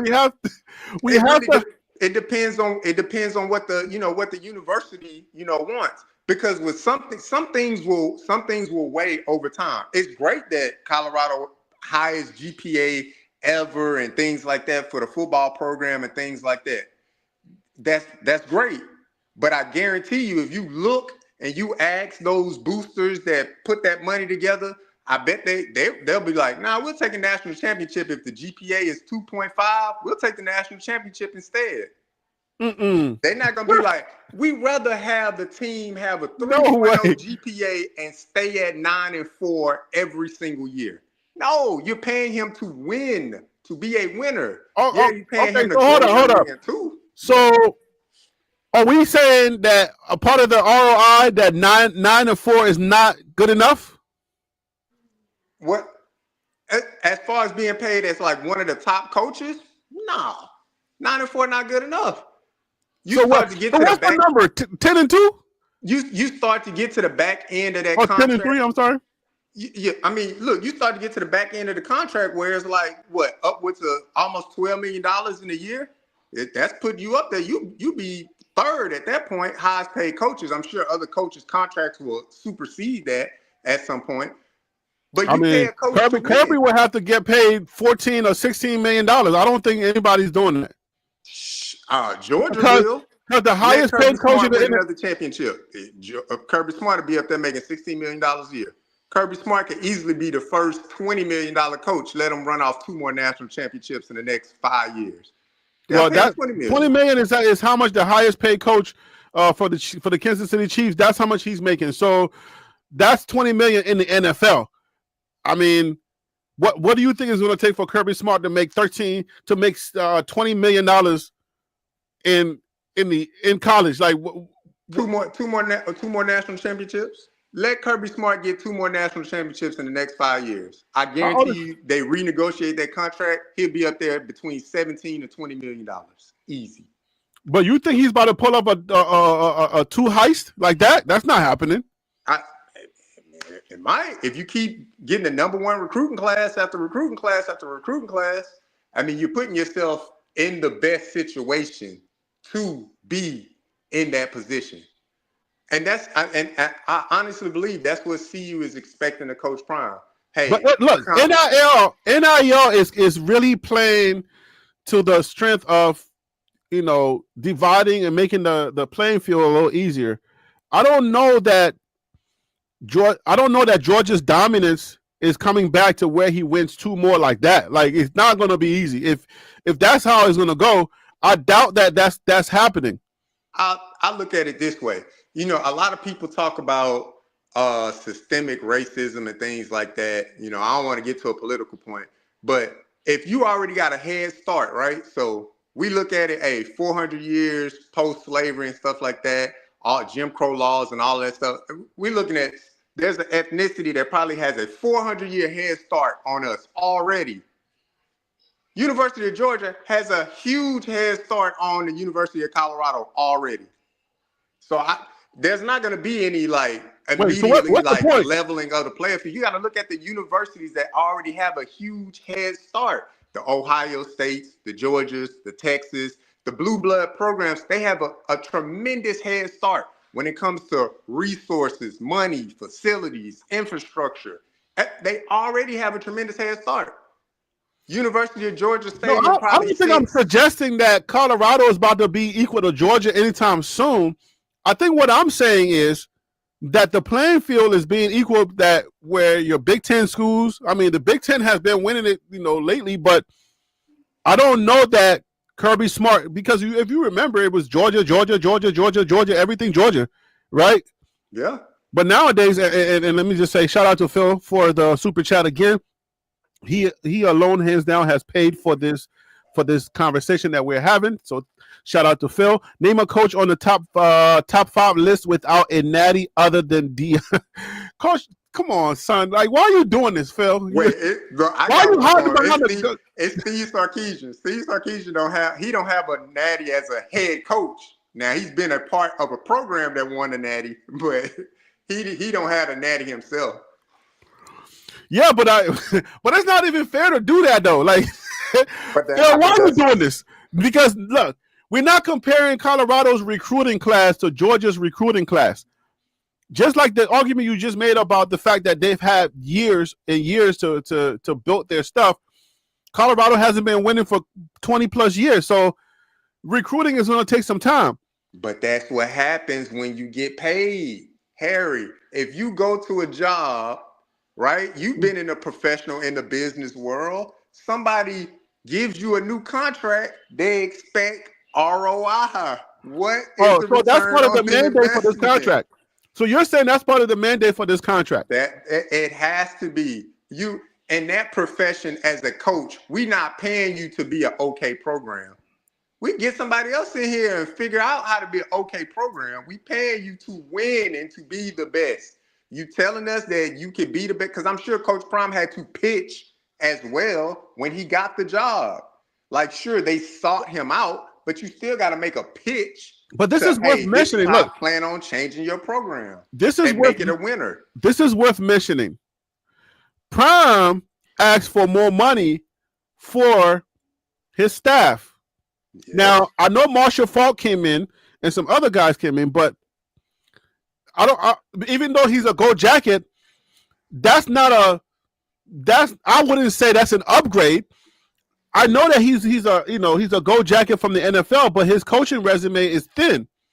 So does that mean that he didn't get, like, Prime is really pulling his weight? He's doing everything he could do, using his relationships to bring in guys to help him out. But if I'm asking for more money and I don't get that money, then that means that, okay, fine, Prime got the money, but without the bag for the NIL to get the top linebackers, the top linemen, right? Quarterbacks can be serviceable, but if you can't get the type of linemen and the type of linebackers to really start winning, then what good is it? Then you just setting him up to fail. No, I'm telling you, you're gonna see an uptick in Colorado recruiting high school players and building a program and whatever the case may be. You don't pay somebody that. But when? What year? What year? Do you think? Okay, let me just ask you this question right now. Do you think Colorado has a winning team this year? Yeah, they're what define winning. Is put that a number over to it. 500 or is that what 10-2, 11-1? Like, define winning. What does winning? Because winning don't mean. You wouldn't ask me that, Harry. You know we've been on. You would not be asking me that if they had some dogs on that team. You would define. Now you're asking me to define winning. I'm just asking, Harry, because you know Harry. We've been on these YouTube streets talking about this for a while. You know, as sports talkers, whatever you have to say, define winning. Define what winning means, Harry. Because winning could be going 7-5. Oh my God! And get into a bowl game. Or winning could, and some people be like 7-5. That's not winning. Yo, you know you're in trouble when you have to say define winning. Yes. because this recorded, Harry. This is on your show. This on your battle. So it's out there to the masses. You got to define what winning means. Okay, let's define winning. You got to put a number to it. Oh my gosh. I don't want the playback to go and they be like, JR and Harry, y'all both crazy. So define winning, right? What does winning mean? Because we could both throw out a number and be like, look, if they go 9-4, that's a great winning season. And then somebody else could listen to it and be like, 9-4, man, they should be going 11-1. That's a winning season. Like, whoa. Like, what? Okay, so what are we talking? Okay, hold on. Anything over 500 would be considered winning at that point. So hold on, let's quantify this. I gave you the scenario with the team, with the current team. So if Shedeur and Travis were still here, I don't think you would blink your eyes once to say, nah, we might go 10 this year. But now that now that they're not here, I asked you, do they have a winning team? You said define winning, so now I'm scared. I gotta lean out there with caution, Harry. I can't go full out there. Define it. What does that mean? Yo. All right, so yeah, I don't even know if they win 8 games, bro. I'm just being serious. Like, y'all heard it first from Harry. I'm just saying, like, not because we're losing a lot, and I don't know how to put the numbers on Caden. I know he's more mobile, but I don't think he has the Shedeur's accuracy, right? Because once you can have a mobile quarterback, I wish that Shedeur was mobile, because then with his accuracy and being mobile, he'll be like a Cam Newton. You feel me? Yeah. Or Michael Vick or whatnot. But now we don't know his accuracy. We don't know about Caden's accuracy. The young bull, Juju, we know he's still developing. He's only 17 years old, so he's going to make some mistakes. If you look at Dylan Raiola over there, at Nebraska, he fell apart as the season went on. Yeah. You feel me? Because it was a high ceiling for him. Yeah. But young guys are gonna, they're gonna have some learning curves. So, but Caden Salter, yes, he has the maturity and he's mobile, but we don't know his accuracy and we don't know his in-game pressure management. We don't know that. So when it comes to evaluations, I don't know that I can put a number to it, because now I'm like, hold up, I don't know. I don't know what type of line they got, the offensive line. Yeah. The defensive line, I know we're taking a hit there also. So having somebody who doesn't have the accuracy and probably the tenacity of Shedeur, I know he's going to be running for his life. So if he's running for his life, what does that mean? Like, is he going to be able to produce the same way that Shedeur was able to put the team on his back? I don't know that he's able to do that. So now I'm sitting here like, wait a minute, that $10 million is a target. Guys are going to come after you. We know that Texas Tech is doing a lot. They're going to be a force to be reckoned with. We already know Arizona is going to re-up. You know what I'm saying? Arizona State's going to re-up. So, man, and then you got Georgia to smack you in the mouth on game number 1. It's a hard road. This is going to be an interesting year. You know what I'm saying? Georgia Tech is going to come and smack you in the mouth on game number 1. And you're going to be left like I am right now, holding your head like, what just happened? Look, I just want to make it known in the chat and be a live stream for everybody that's going to watch the playback. Oh, my gosh. Harry already said they may not win 8 games. You said that, Harry. That was you. The operative word is may. The operative word is may, and qualifying what I'm saying. It's because they're the unknown. I don't believe the unknown is not. It's not answerable. Who knows the unknown out there? At least we knew what we're gonna get out of Shedeur and Travis. But can you answer the unknown right now?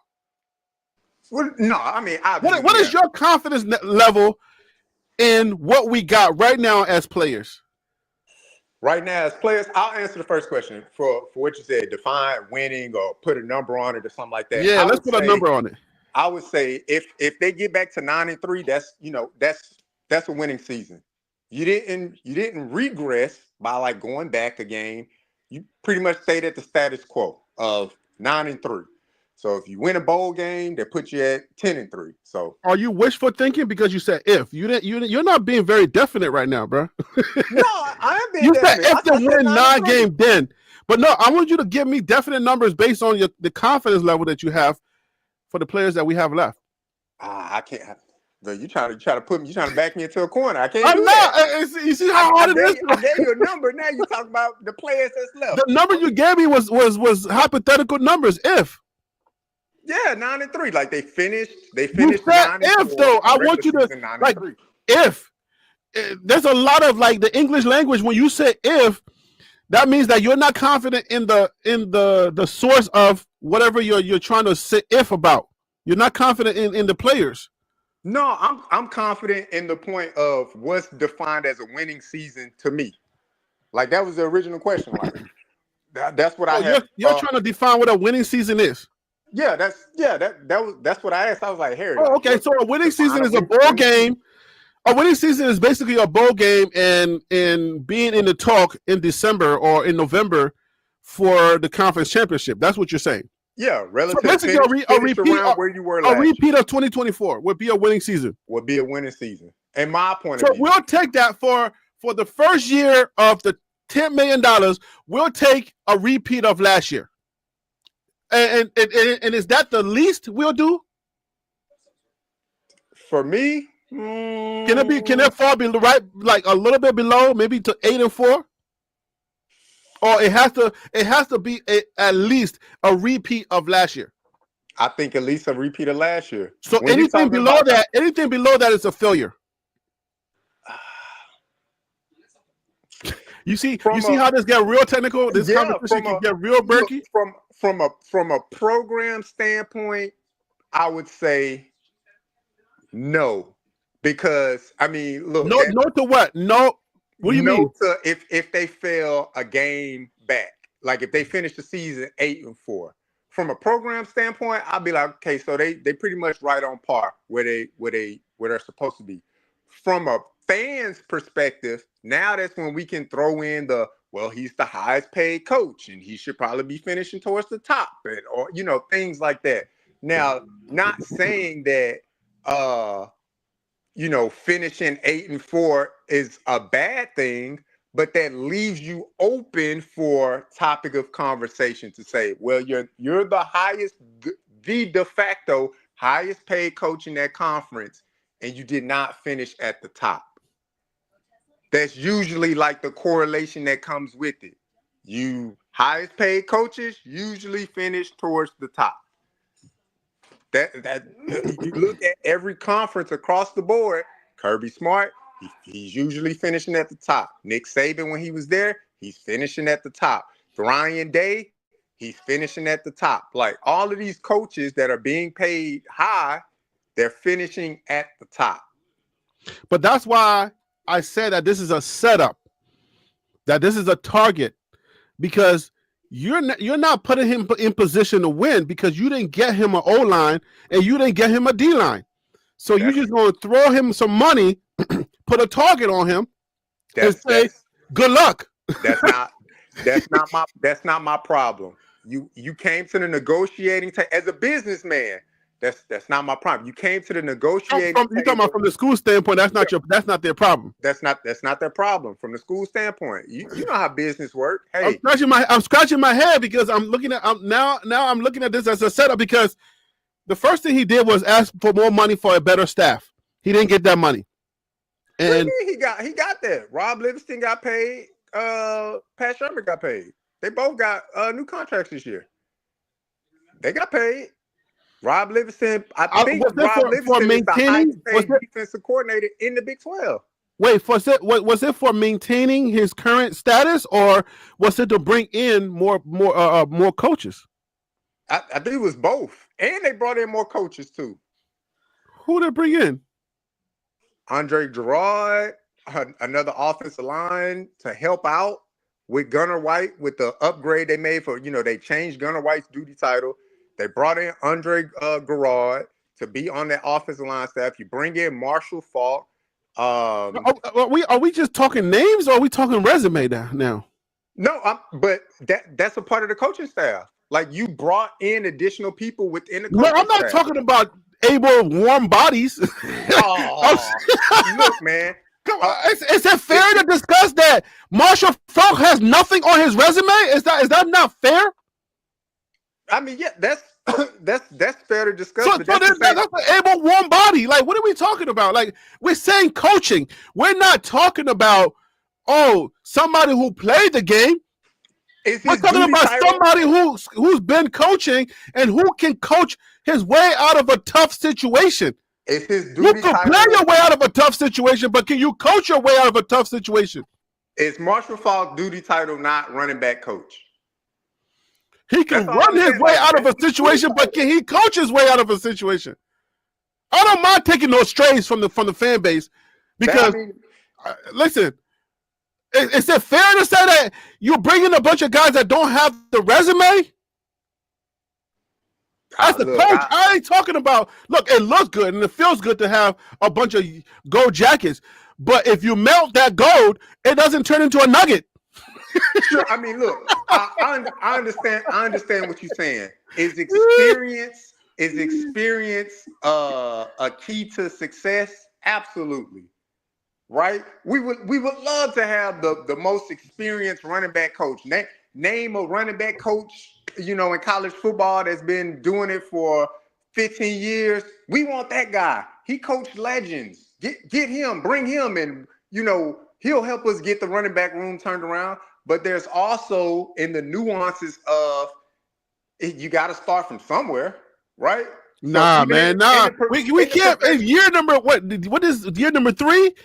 We still talking. You got to start from somewhere. When we're giving you $10 million, you got to start from somewhere. Look, that's in year number 1, year number 2, not 3. We've heard people say bring in Ray Lewis. What do we know about Ray Lewis coaching as a linebacker coach? Nothing. But people say bring in. Who are you hearing this from? I don't know. Who are these conversations? Who are these people from? Who's saying that stuff? Bring in Ray Lewis. It's all across YouTube. It's all across. You talking about CU fans like for as far as like projected coaches? But you're talking about CU fans. Those are the people that drive. We just talked about fans and how they drive. You just said the fans got Coach Prime. I don't trust CU fans. I can't trust CU fans to babysit my child when it comes to football because we're too emotional. CU fans is an emotional fan base. They can't make the right decisions. Did you not say at the beginning of the show the CU fans helped Coach Prime get paid? Did you not? Context. We're talking about. Now it's context. Well, yeah, there is. We got to put this stuff in context. Now we're talking something that has to do with the actual winning of the team. We cannot keep putting a bunch of gold jackets that doesn't equal to a nugget when you burn them. That's the same thing they said about Coach Prime when he got to Jackson State. No, but we know Coach Prime. We knew that Coach Prime had a resume. Coach Prime has won in the Pee Wee League. He has won in high school. He went to the lower level, the FCS, and he won there. So we already had a track record on Coach Prime. But when you have no resume and you're just saying, "Oh yeah," it's like, how do we know? It's like the administration right now with Look at Trump's administration. Yeah, you have former soldiers, you know what I'm saying? But they're texting the war plans to each other. They don't know what they're doing. How do we know Marshall Faulk doesn't have a coaching resume? You just said Coach Prime coached in Pee Wee. How do we know Marshall Faulk wasn't coaching in Pee Wee? How do we know? We don't know. No, because there's a paper trail. There's a paper trail for some of these things. What are you talking about? There's a paper trail, JR. That's what I'm saying. Like, there's a paper. You can Google right now Coach Prime record as a Pee Wee coach. It's not going to come up. So if you Google Marshall Faulk record as a Pee Wee coach, it's not going to come up. But Marshall Faulk can come out of his mouth and be like, yeah, I've been coaching in California, coaching in this Pee Wee league, or coaching in this Pee Wee league for 10 years. You'll be like, oh. No. But that's not the point I'm making. The fact that he's a running back coach. No, the one of the point. greatest running backs in NFL history. So I'm sure he can coach his way or provide coaching to that group of people. Now, if he was a great running back, but then they bringing him in to be the wide receiver coach, now I'd be like, yeah, I don't know about that, dog. You just trying to get a warm body to fill a seat. So if you're so He brought him in confident, then as a put a running number back to coach. it. If you're so confident, then put a number to it. Like That's what I you said. sound like one of these guys that are just like CU fans to the core and are not willing to look at the data critically from a standpoint of, hey, we should be worried, not worried to the point where, oh, this guy can't do the job. No, I mean, like we should just look at it. Don't be afraid to look at it. Like there's nothing on the resume, nothing when it comes to coaching, but there's a lot on the resume when it comes to playing the game. So yeah, if you coach in the Pee Wee League, that's fine. But when you coach in Power 4, that's a little different. Power 4 talent is a little different from the Pee Wee kids. All right, let me ask you this, Harry. So if Marshall Faulk, known name, right? They hired him. We know that. So let's say they hired me to be the running backs coach at CU. And my resume is, well, he was a running back analyst for 4 years. And now we're going to make him the man, the head man in that running back room. Would you be like, well, we're going to take J.R. Boxing because he's been a 4-year analyst at a running back room at Ball State, or Marshall Faulk? Like, I mean, you see what I'm saying? Well, how can you use that example? Wait a minute. Why are you using that example? I don't understand the context of your example. The context that I'm saying, you saying that we don't know if Marshall Faulk can coach. We don't know if they would have got a running back analyst, a no-name person to come in there and coach as well. Only way we would have been satisfied as viewers or fans if they would have went out and got a head and shoulders like, all right, who's the running back that coached Derrick Henry? All right, go get that guy, because we knew he coached Derrick Henry at this point, and so we want that to be our running back coach. Like we can't have it both ways. Harry. All right, let's stay right there. Keep it right there. Right? Let's stay right where you are. At a certain point, when you're paying Coach Prime this amount of money, at a certain point, we're going to have to get and start having these conversations. We're going to have to start getting there, because you cannot win in college football unless you just a feel-good story where one of these days you're going to have lightning in a bottle and you're going to win the natty with scraps. But what we do know about the consistency of college football is that you're going to have to stack up on the coaches. You're going to have to stack up on that offensive and defensive line. And then you're going to have to bring in some lightning fast linebackers that can flat out play the game. If you don't have those elements, you're going to be playing catch up forever until you are able to afford to do that. So I'm just asking the CU fan base, when do we wake up and start saying, okay, Gold Jackets are cute and they're shiny and they're bright. I can see them in the dark. But we're not playing in the dark, okay? This is not go fetch a coach. I don't know. Right? I don't know where you're trying to get at here, but what I will say is, what do you mean? Like, I'm just saying. Okay, let me just make it plain and clear. If we want and we're serious about winning the Big 12 title, getting to the playoffs and maybe winning 1 or 2 games, and then eventually winning the national title, we got to stack up on the coaching staff, change the O-line and the D-line, and then we're going to have to get some linebackers. That's the formula that you need to win in college football. Yeah, but if you can't get there and you're giving me $10 million, but I don't have the bag for NIL to go and get those elements, or no more money left in the chamber for me to get some real coaches in here, as opposed to just coaches that a feel-good story about, oh, we got a great player, then we got to have that conversation. If we don't want to have that conversation, it's going to be the similar result every year. And then let you know it's going to be over. I liked how you moved along from Marshall Faulk to talking about the running backs and all, the linebackers and everything like that. But what I will say is, for Marshall Faulk, Gold Jacket wearer or not, there is another person in the running back room with Marshall Faulk by the name of Tommy Robinson that has a long collegiate history of coaching very, very good running backs. Okay, where did he come from? What schools? And who did he coach? He coached at LSU as a running back coach. That's just off the top of my head. I don't have all this information like up, but he coached at LSU as an assistant.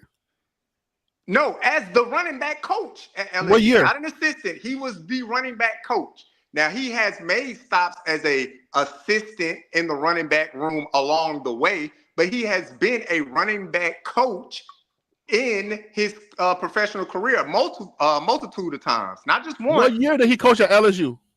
I can't remember. I'm not trying to put you on the line. If you don't know, you don't know. I don't know off the top. I don't have my laptop open and like look at it. But you look at Tommy Robinson's CU coaching staff. You can pull up his resume. It's there. He has the experience. Trust me, I'm gonna do videos. I got videos that I'm lining up, and I'm gonna look into all of these people's backgrounds. I'm gonna give you everything. Yeah, you know what I'm saying? I mean, it's there. Andre Gerard, NFL player. He last coached in the, I believe it was the XFL, like Roughnecks or something like that, offensive line, coach. Previous to coaching in the XFL or the UFL, whatever they're calling it these days, he was on coaching staffs in the NFL. So, I mean, it's there because Gunnar White doesn't have the longest history of, coaching an O-line. But you know what's funny, JR, bro?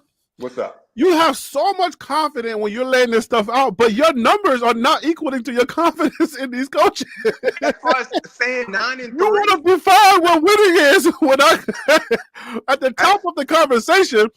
You want to define what winning is, but your confidence level in these people are not equaling how you approach winning.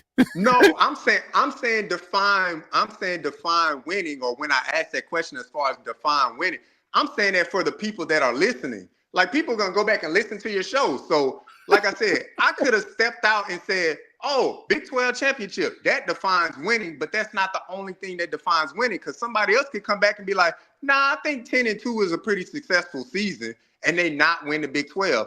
Or, hey, them just going 9-3 again, that's a winning season. Or going 7-5, that's a winning season. Like, those are winning seasons. Anything below the record of 500 is not considered a winning season. Even if they go 6-6, a stalemate, that's a winning season.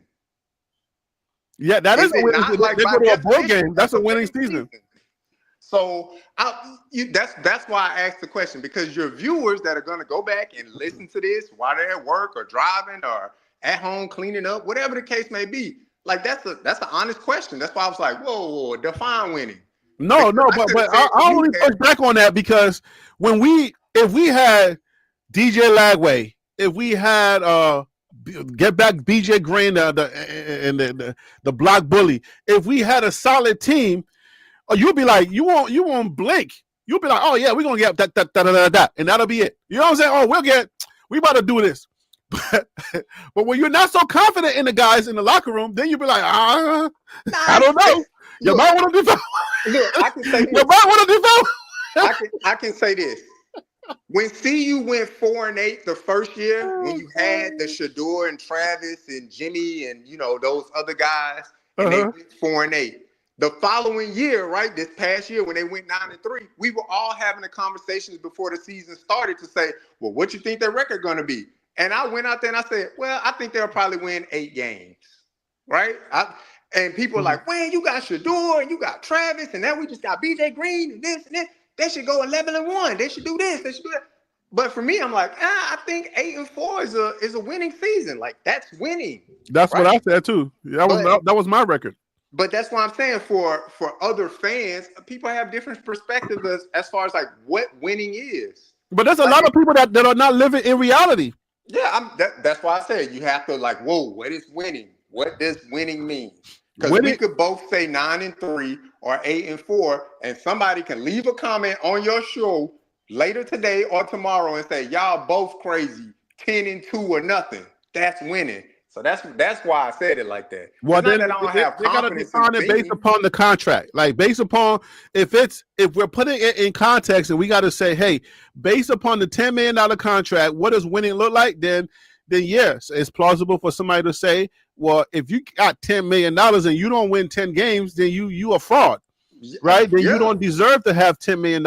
If you People- win only 8 and 9 games, then and you got the $1 million guy and he killing your team, then you a fraud, right? I mean, people could easily say that. Right. Easily say that. So that's why I said define winning. But yes, that's why I made that correlation of if you're the top coach in your conference, you're usually the top at winning. So this, to me, this is going to be more of a pressure year than any year for Coach Prime to win. That's that target. I keep telling you, you're gonna you better take my narrative because I'm usually right about these narratives when it comes to like, look, if you're gonna say $10 million and you're the highest paid, you're gonna have a target on your back. I don't care how you look at it. You got that target. That target is coming on your back, and it's gonna be pressure. It's gonna be pressure for your players. By the media, by other coaches, that's right, by fans, hey, you the top dog in the league getting paid. You better, you gotta when you can't be getting blown out, or they can't, you gotta be in games. At least you gotta be in games. You can't show up. You can't. Georgia Tech can't smack you up and down. You looking like a Pee-wee team. Absolutely. That's why I said some of the ROIs, the return on investment for that contract, it's gonna be recruiting. What are we doing in recruiting? Because recruiting helps winning. We need to recruit better via transfer portal, whatever. We need to recruit better. We need to do this better. Where do you rank this year's recruiting class? Where do you rank personally? Not what anybody else says. No writer, no nobody. Where do you rank this year's recruiting class? You mean like just the high school recruits or the people they brought in from transfer portal as well? I'm taking the whole team. Where do you rank this year's recruiting class? How do you rank them? If you want to take the Big 12 and rank them that way, fine. But just tell me, where do you rank them? Give me a second. Let me run some of the names through my head. Yeah, because I'll help you out loud so we don't have dead air. You got Juju, who's one of the top, maybe second quarterback, like just say, in the nation. He had to classify or reclassify. You got Kaden Salter, who's coming from I think it's a group of 10. If I'm not mistaken, I think he's coming from a group of 5. Yeah, from Liberty. Group of 8 or whatever. Yeah, it's a group of 5. What I'm getting all the numbers mixed up in my head. I'm sorry, but a group of 5 from Liberty. You got is that Mountain West? Is the Liberty Mountain West? It may be Sunbelt Conference or something like that. Liberty One of those in conferences, the West. Conference USA or Sunbelt Conference, something like that. Okay. All right. So forgive me, guys, for not having my P's and Q's on.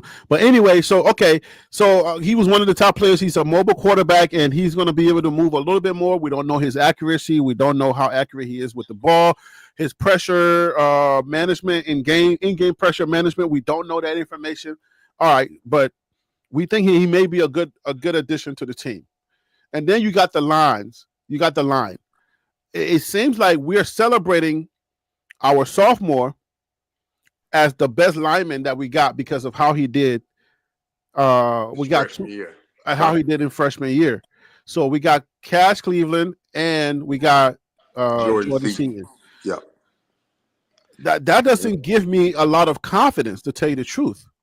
The reason why it doesn't give me a lot of confidence is because you're supposed to have a core group of guys that we can lean on, not just one or two. You pick up the litter. If any of those guys go down, who are we even touting as, okay, this is a group of guys. Like, we have a solid line.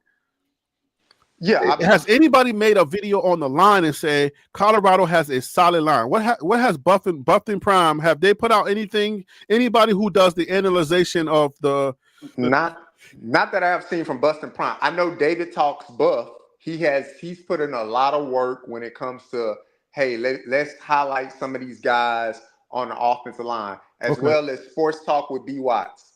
He has put out some information about offensive line and his concerns about the team and stuff like that.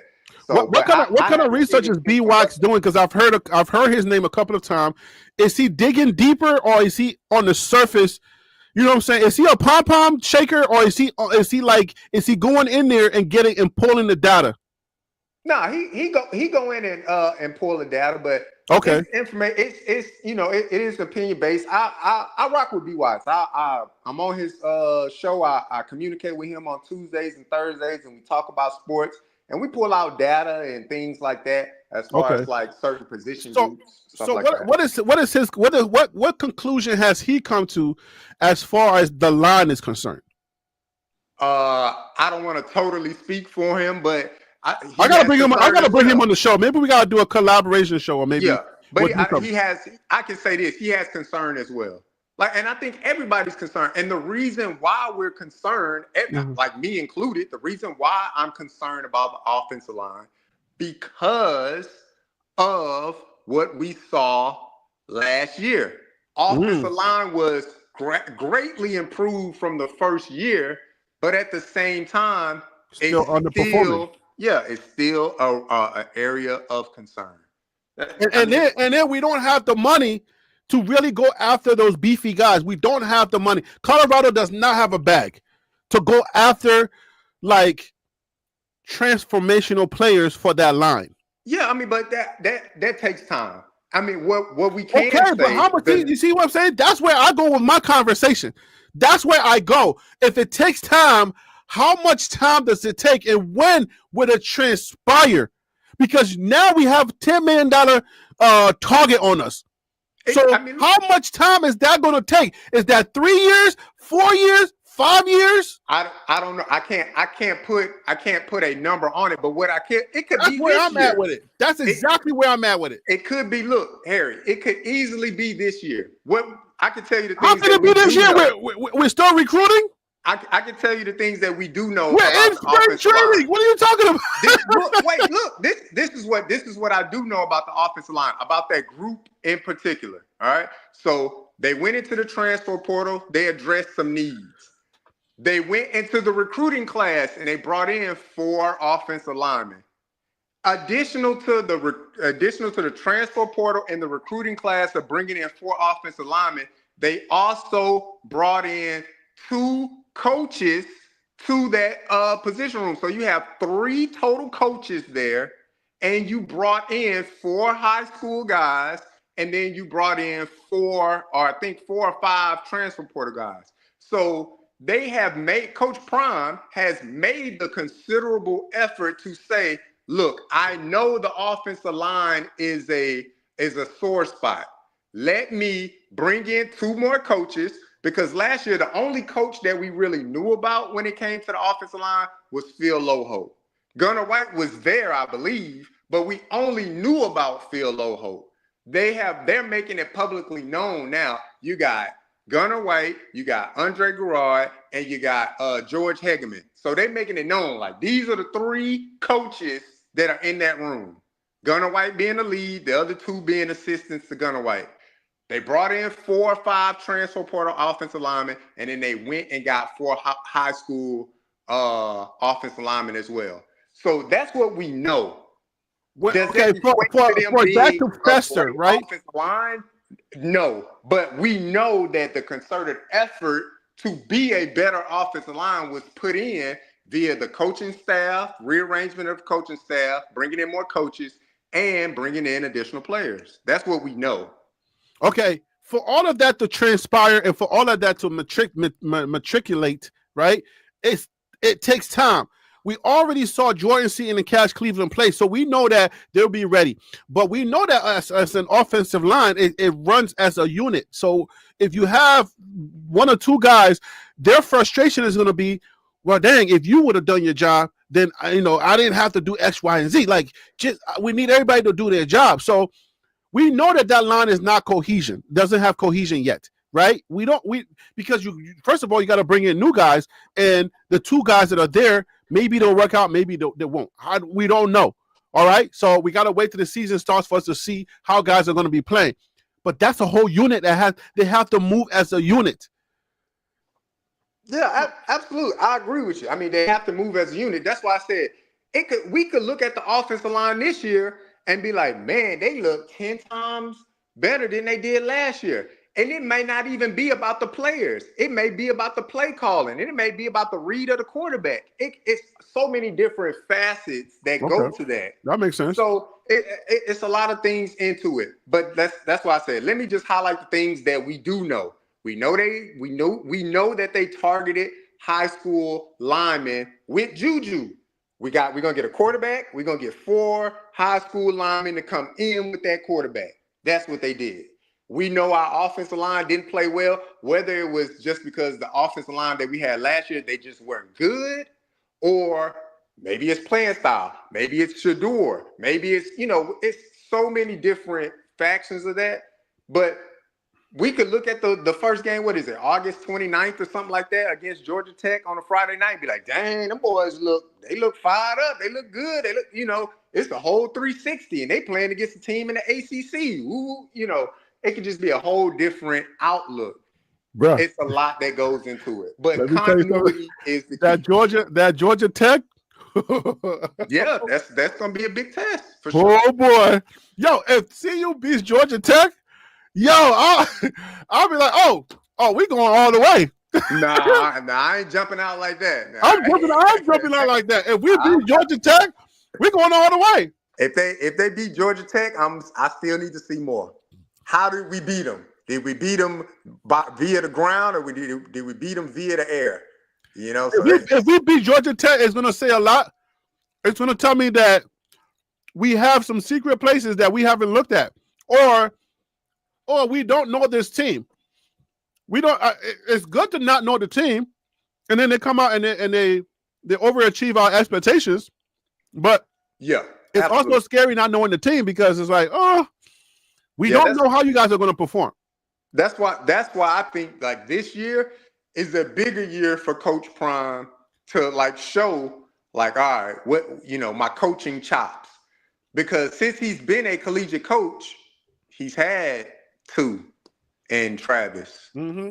Even though I don't think 2 like originally like started off at Jackson State during the COVID year. I want to say they had a different quarterback at that time, and then 2 kind of came along or something like that and played, got in.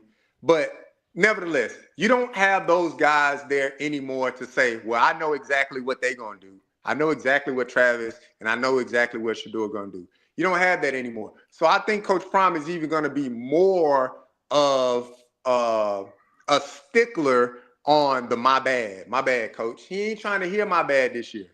You could take a my bad from your son and from Travis, because next play they're going to go out there and probably light it up. I can't take a my bad from, nope, it ain't no my bad. You get your butt over here, and we going to figure it out via practice, or you going to figure it out via sitting on the bench. We're going to move on to the next person and try to figure it out there. So I think, like, Coach Prime, to me, I think he's out of those my bads.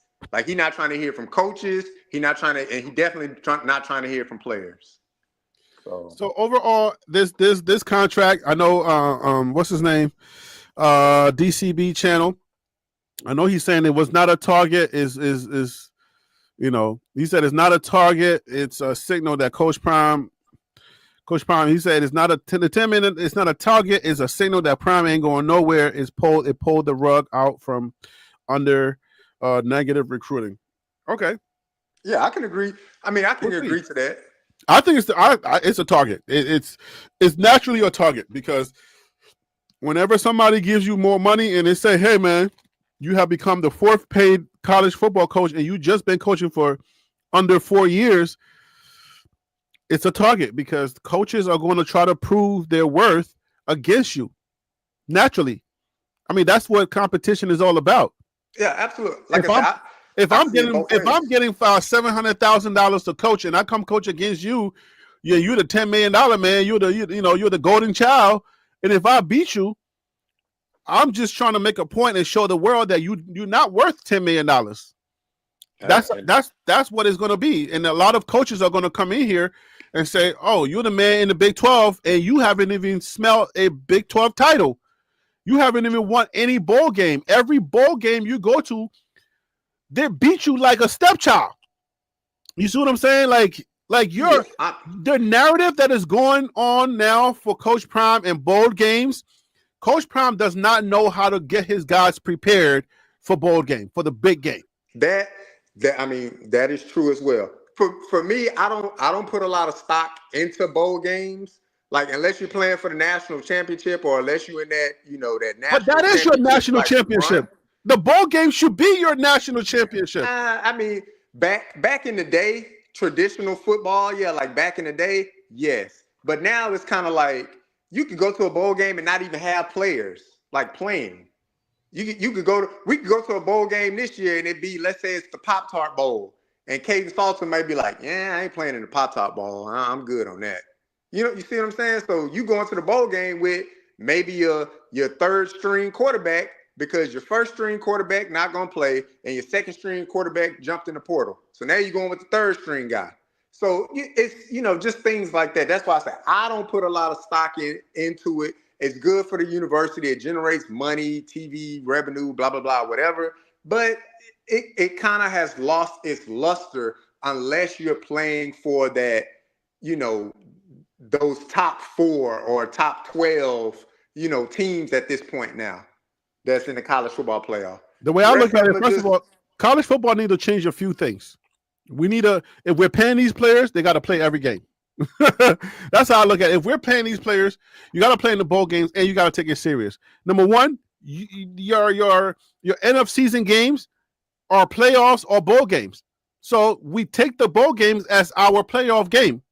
That's my suggestion because we are counting the bowl games. If you win the bowl games, it gives you more recruiting power. But if you don't win them, it's like, okay, you didn't win it, but X, Y, and Z. Whatever the reason is that you didn't win, we're going to chuck it up to, guys didn't really care about the game. Yeah, I mean, to me, I think a lot of universities that are not playing in that previous like group of 4 or top 12 teams now for the college football playoff, they look at bowl games as just like an extension of spring practice, man. We get some extra practices under our belts. If we can get in these early recruits and get them indoctrinated into our program and have them running around in shorts and shirts and things like that, that's what these programs look at it as now. Because you could say, like, if Coach Prime was to go 10-2 for the next 5 years and lose every bowl game, so finish the season at 10-3, they're not going to fire him because he went 10-2 and didn't win a bowl game. They're going to fire him because you went 10-2, but you didn't get us to the national championship. That's why he would be fired. What do you mean 10-2 and then go to the national championship? 10-2 and you didn't make the playoffs. Let's make the playoffs first before we get to or 10-2 and didn't make the playoff. But they're not going to fire him because of the bowl game. Like that's not a reason to fire the coach.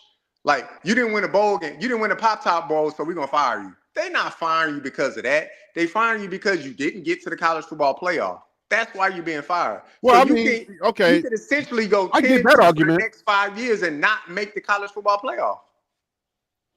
But, okay, you go 10-2 and then you don't make your own conference championship.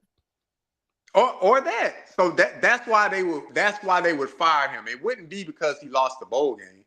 But I'm not putting too much stock on winning a bowl game. But I'm just saying, at some point, you as a coach that's getting paid a lot of money, you got to win the bowl game, because everybody knows that you don't prepare for bowl games.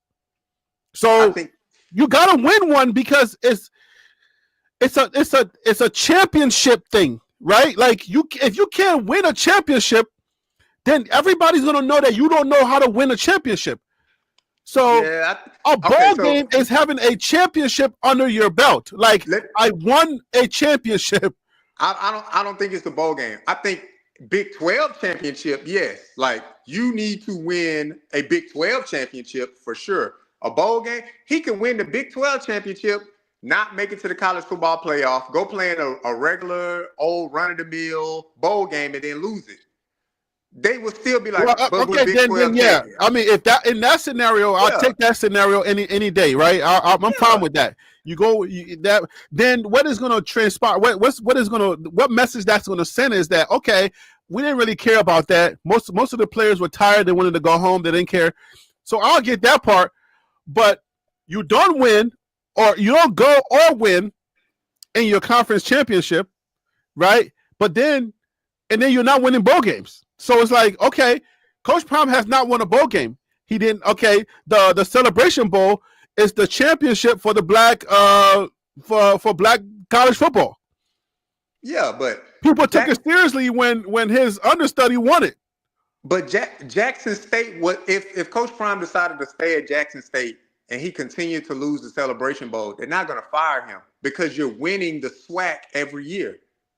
Like, you're winning the SWAC title. You're just losing the bowl game. But you're everybody you're thinks the best team the in the ball game, the SWAC. Celebration Bowl, was the championship of that league. That, like, you won the championship.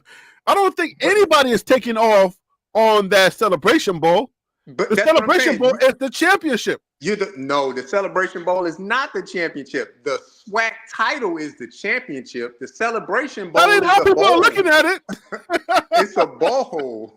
It's That's a bowl game. That's not, because didn't Coach Brown win the SWAC championship twice? Yes.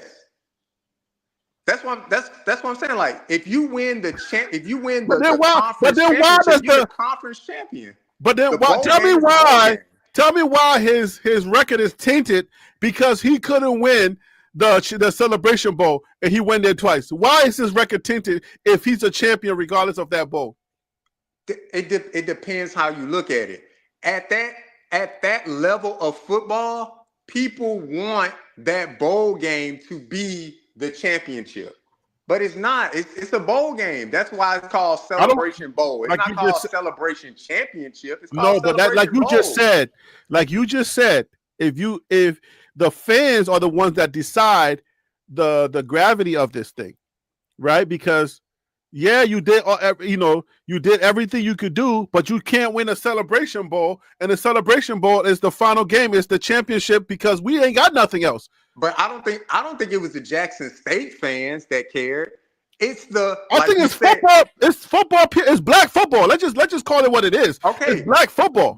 Black football. But if you would have asked the people at Jackson State, to say, all right, we won the SWAC title 2 years back to back.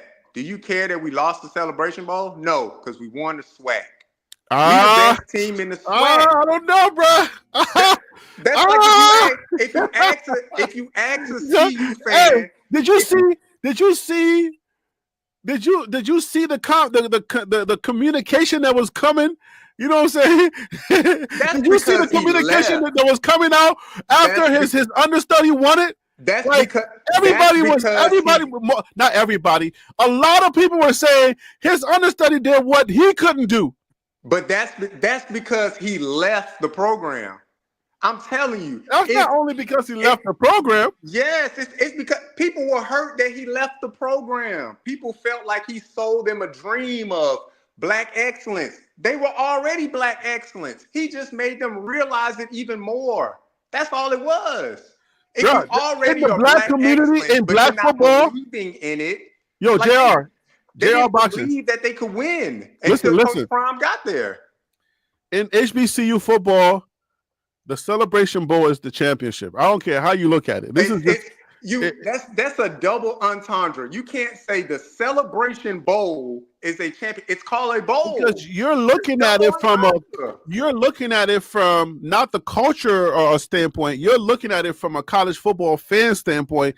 You're just saying bowl because it has bowl on it. But in that world, right? In that world, they take it very seriously. And that's all it is. It's just like language. All right. If a word has a certain meaning and we put this value on this meaning, then that's how we're going to approach it. So the value has been placed on the Celebration Bowl. You win. You can be a SWAC champion all you want. But for some odd reason, if you talk to the common folk on the ground, and you go back to Jackson, Mississippi, they're going to be like, oh, Prime never won the Celebration Bowl. You'll be like, yeah, but why does it matter? He was SWAC champion. Be like, yeah, but he didn't win the Celebration Bowl. So that's that. It's the value that the fan base or the fans put on that makes it, that elevates it to where it is. And the reason why somebody in that area would say that is because he left. If Prime stayed at Jackson State and they won the SWAC title 5 years straight, but then lost the Celebration Bowl. Why did you change the number? Because now you're trying to up the value. I'm saying it to make a point. It's because he left. He left the university. That's why. But if he stayed at the university and they continue to win the SWAC title, but continue to lose the Celebration Bowl, those same fans in that community would say, but we won the SWAC title. And another fan base would be like, but you lost the Celebration Bowl. But they would be like, but we still won the SWAC. But now that Prime has left, he's gone. It's easier for a fan to say, well, he never even won the doggone the Celebration Bowl. Yeah. Glossing over the fact that you won the SWAC title.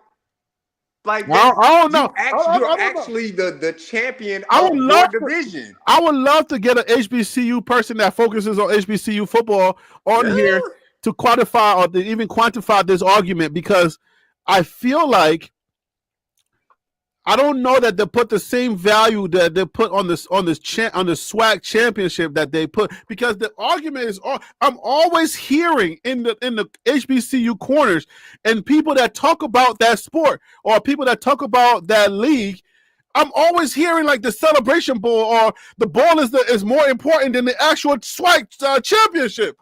Nah.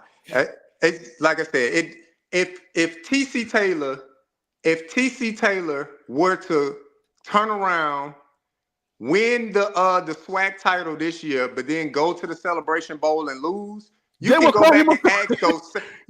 back and ask those same fans that from the previous year, TC Taylor won the Celebration Bowl, but fast forward, he wins the SWAC title this year, loses the Celebration Bowl.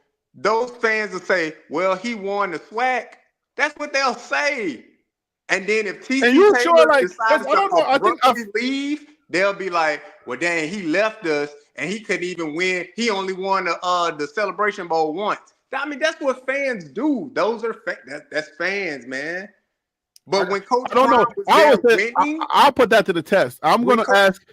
I think I follow someone on X that the HBCU something HBCU. I'm gonna ask them on X one day and see what has more value, the conference championship or the SWAC or the conference championship or the bowl, the Celebration Bowl. It's gonna be the SWAC title, man.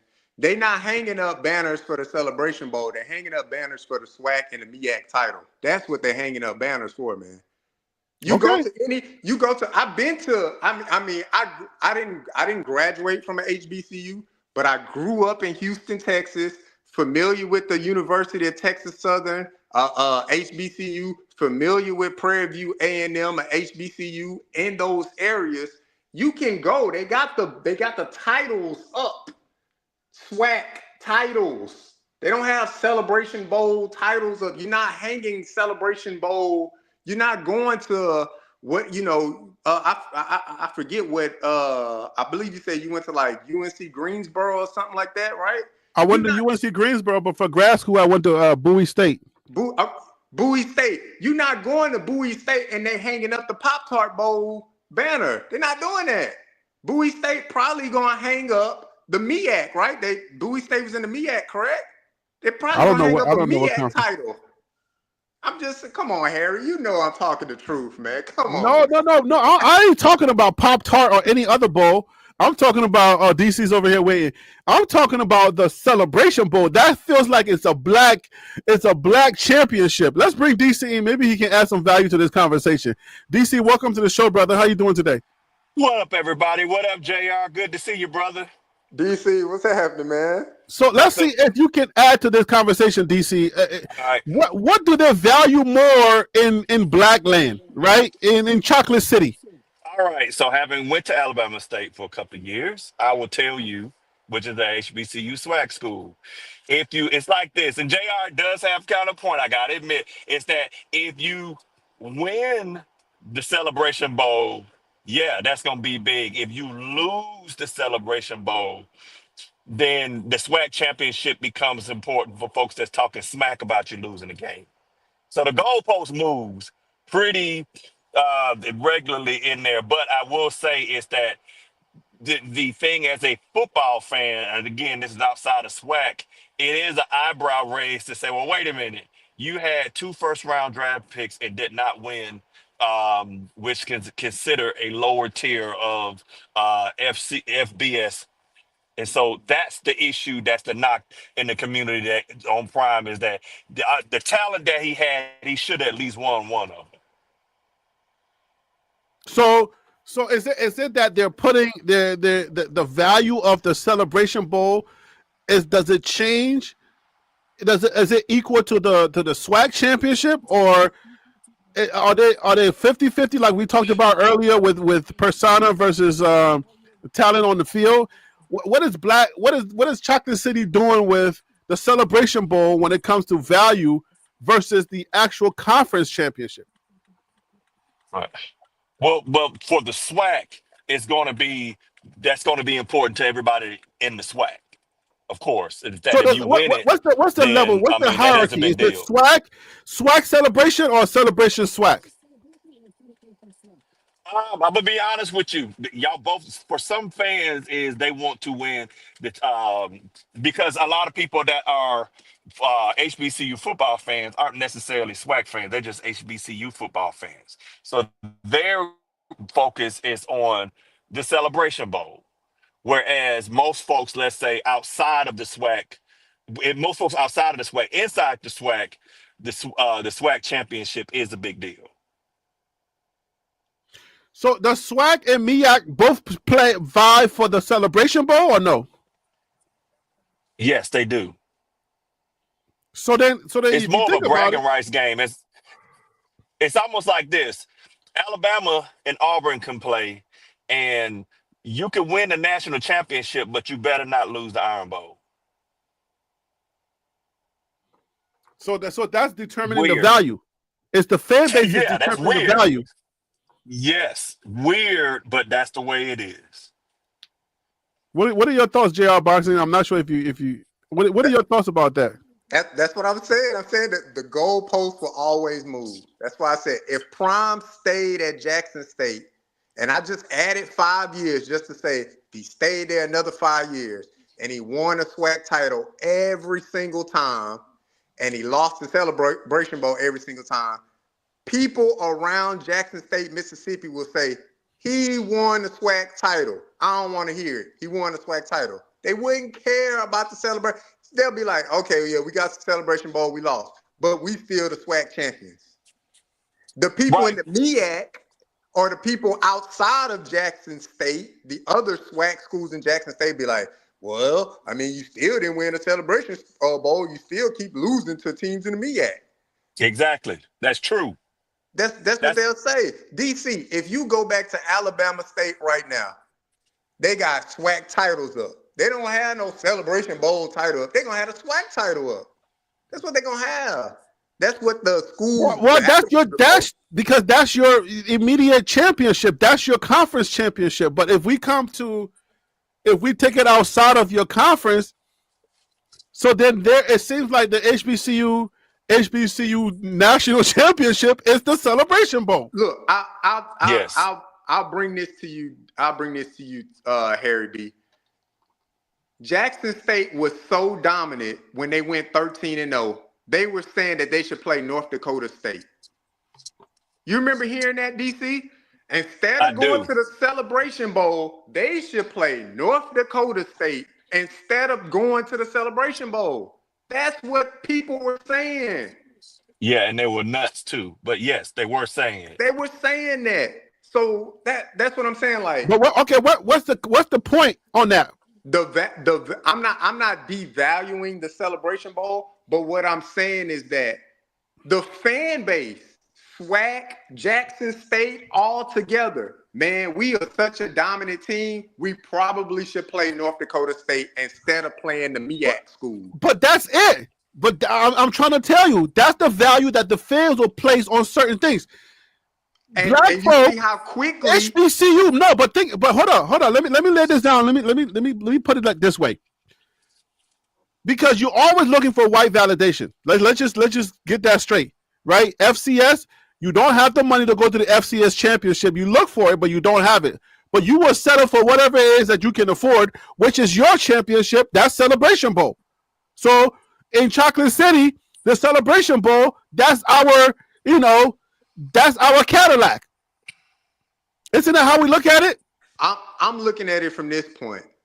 As quickly as they'll say the Celebration Bowl is the HBCU championship game, the fan base people surrounding it, people in the SWAC were quick to devalue the Celebration Bowl to say Jackson State so dominant they should go play another school in another bowl game. No, that's the white That's validation I'm what they talking were about. saying. No, No. That is these what they were were saying. These Yeah, were that's black that's people. the white validation because we see the FCS. Everybody's aware of the FCS championship, so they are aware of it. But they know that they don't. I don't know if they think about the fact that it's money that gets you there, but they all know that the FCS championship is the creme de la creme when it comes to that side of football, right? Just like the Natty when it comes to FBS football.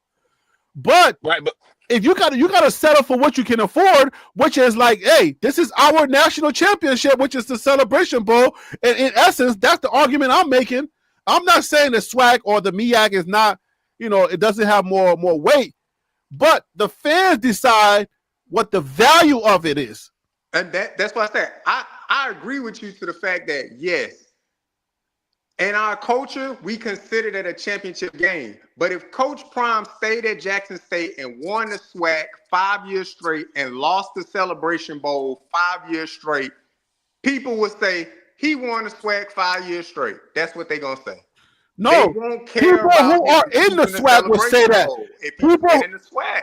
No, people who are in the SWAC would say that, but I think his value goes up if he won the Celebration Bowl because then everybody, the MEAC and the SWAC, can say, well, if he did win the Celebration Bowl, so he won the championship.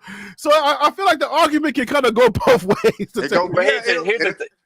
It can go both ways, but here's the thing. I want folks to look at this because I do see that people sometimes think that, and this is not something JR said, but it's the folks thinks that people in the HBCU world, especially SWAC, were salty about Prime because he left, and people mention the money and all that kind of stuff. And I gotta sit back and say, folks, if you do not have experience dealing with an HBCU, you really need to do yourself a favor and understand the landscape because you cannot squeeze blood out of a turnip.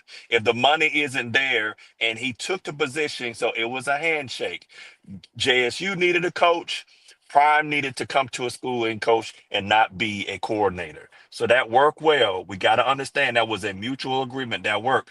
However, but most people are deeply a little just not necessarily mad. Some are mad, but some are hurt. It's because this was the first time where you are going to have an HB where you are bringing people to HBCUs to be able to build a team that can compete not just with FCS, but but FBS, and that the thing was saying, hey, now that it was the belief that they will be able to help by Prime being there, and we create the momentum where it lifted up other schools and they can get on the same par with many of the Power Four and then eventually be competitive and bring players back. So understand there was a huge strategic standpoint, and I think we're missing that. So when he left, yes, he left to get a bag, and he got the bag, and nobody's dissing him. However, as Phil says, two things could be true.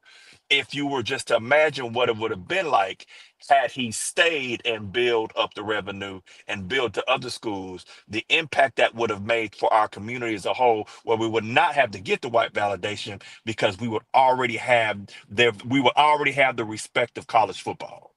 I don't know, DC. Preach, DC, preach. I mean, you said a whole lot there, and it makes sense, but it sounds too fantasical.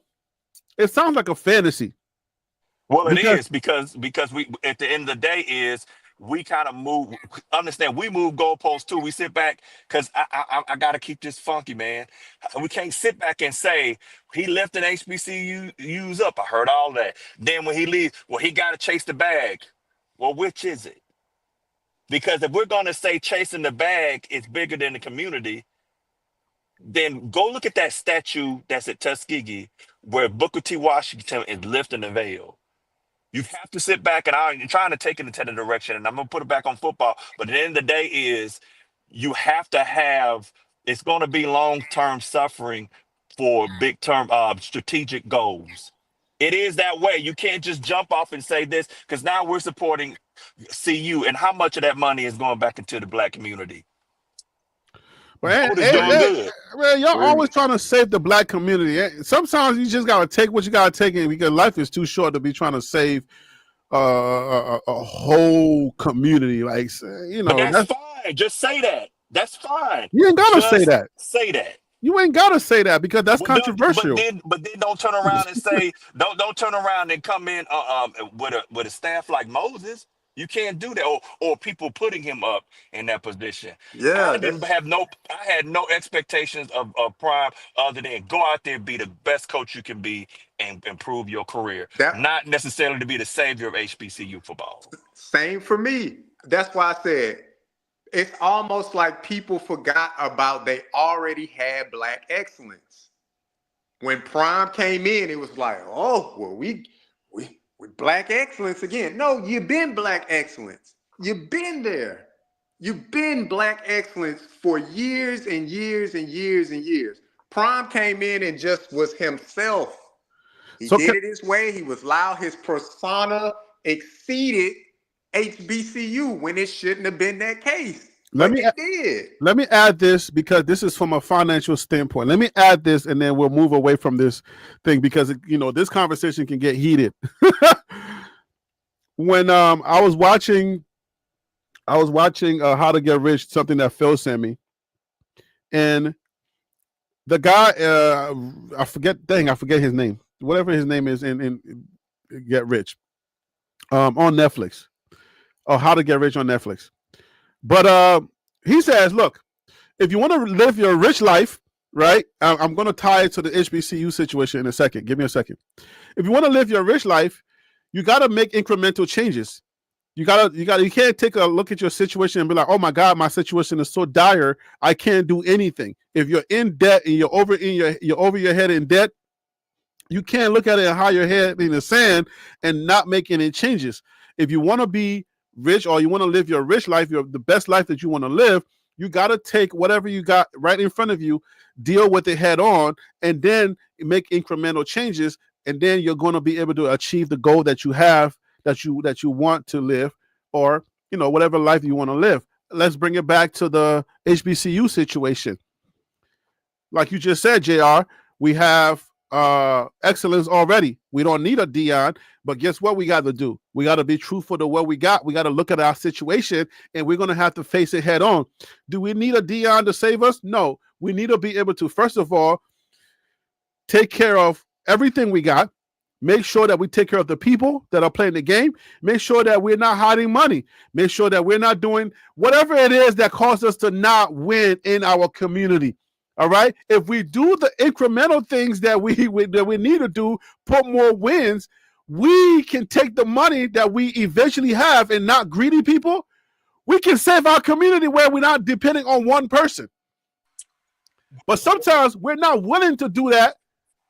And just like the African countries, one person is going to get rich and the rest are going to be poor. And then we're going to repeat the cycle, because we're not dealing with the stuff that we have in front of us incrementally. Is, hey, we already trash, so I'm going to win in the trash, but the rest of the people are just going to stay trash. I hope that makes sense. It does. But I'm going to tell you that our thing is, then moving back over to football, our issue is we're not, and I've said this to you before, I say that we don't think strategically. Remember I said about like the Target boycott. Instead of boycotting Target, you go in there and you tank that stock, buy it, and then you sit back and then you start shopping. So now, instead of, because boycotting it says I have a voice. When you own stock, now you have a vote too.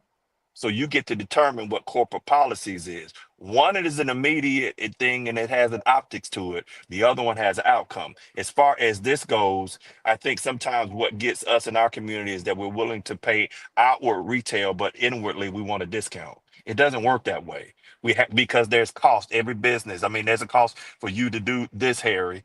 And so anyway, getting back to it, respect to Dion, what he's doing. There was some stuff going on HBCU, but also it was true, JR. There was black excellence. Magic City Classic would repeatedly pull 60, 70,000 people.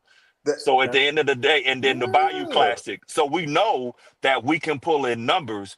We just like you said, need to take what we already have and maximize it. Right. Exactly.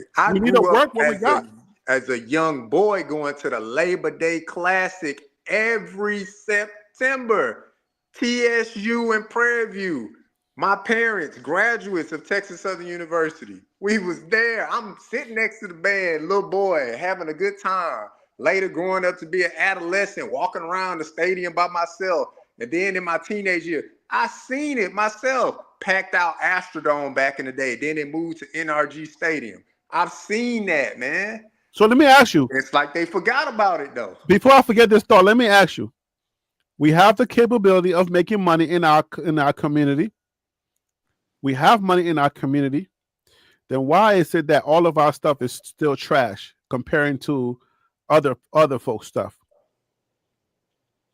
I would say that from the conglomerates of national media.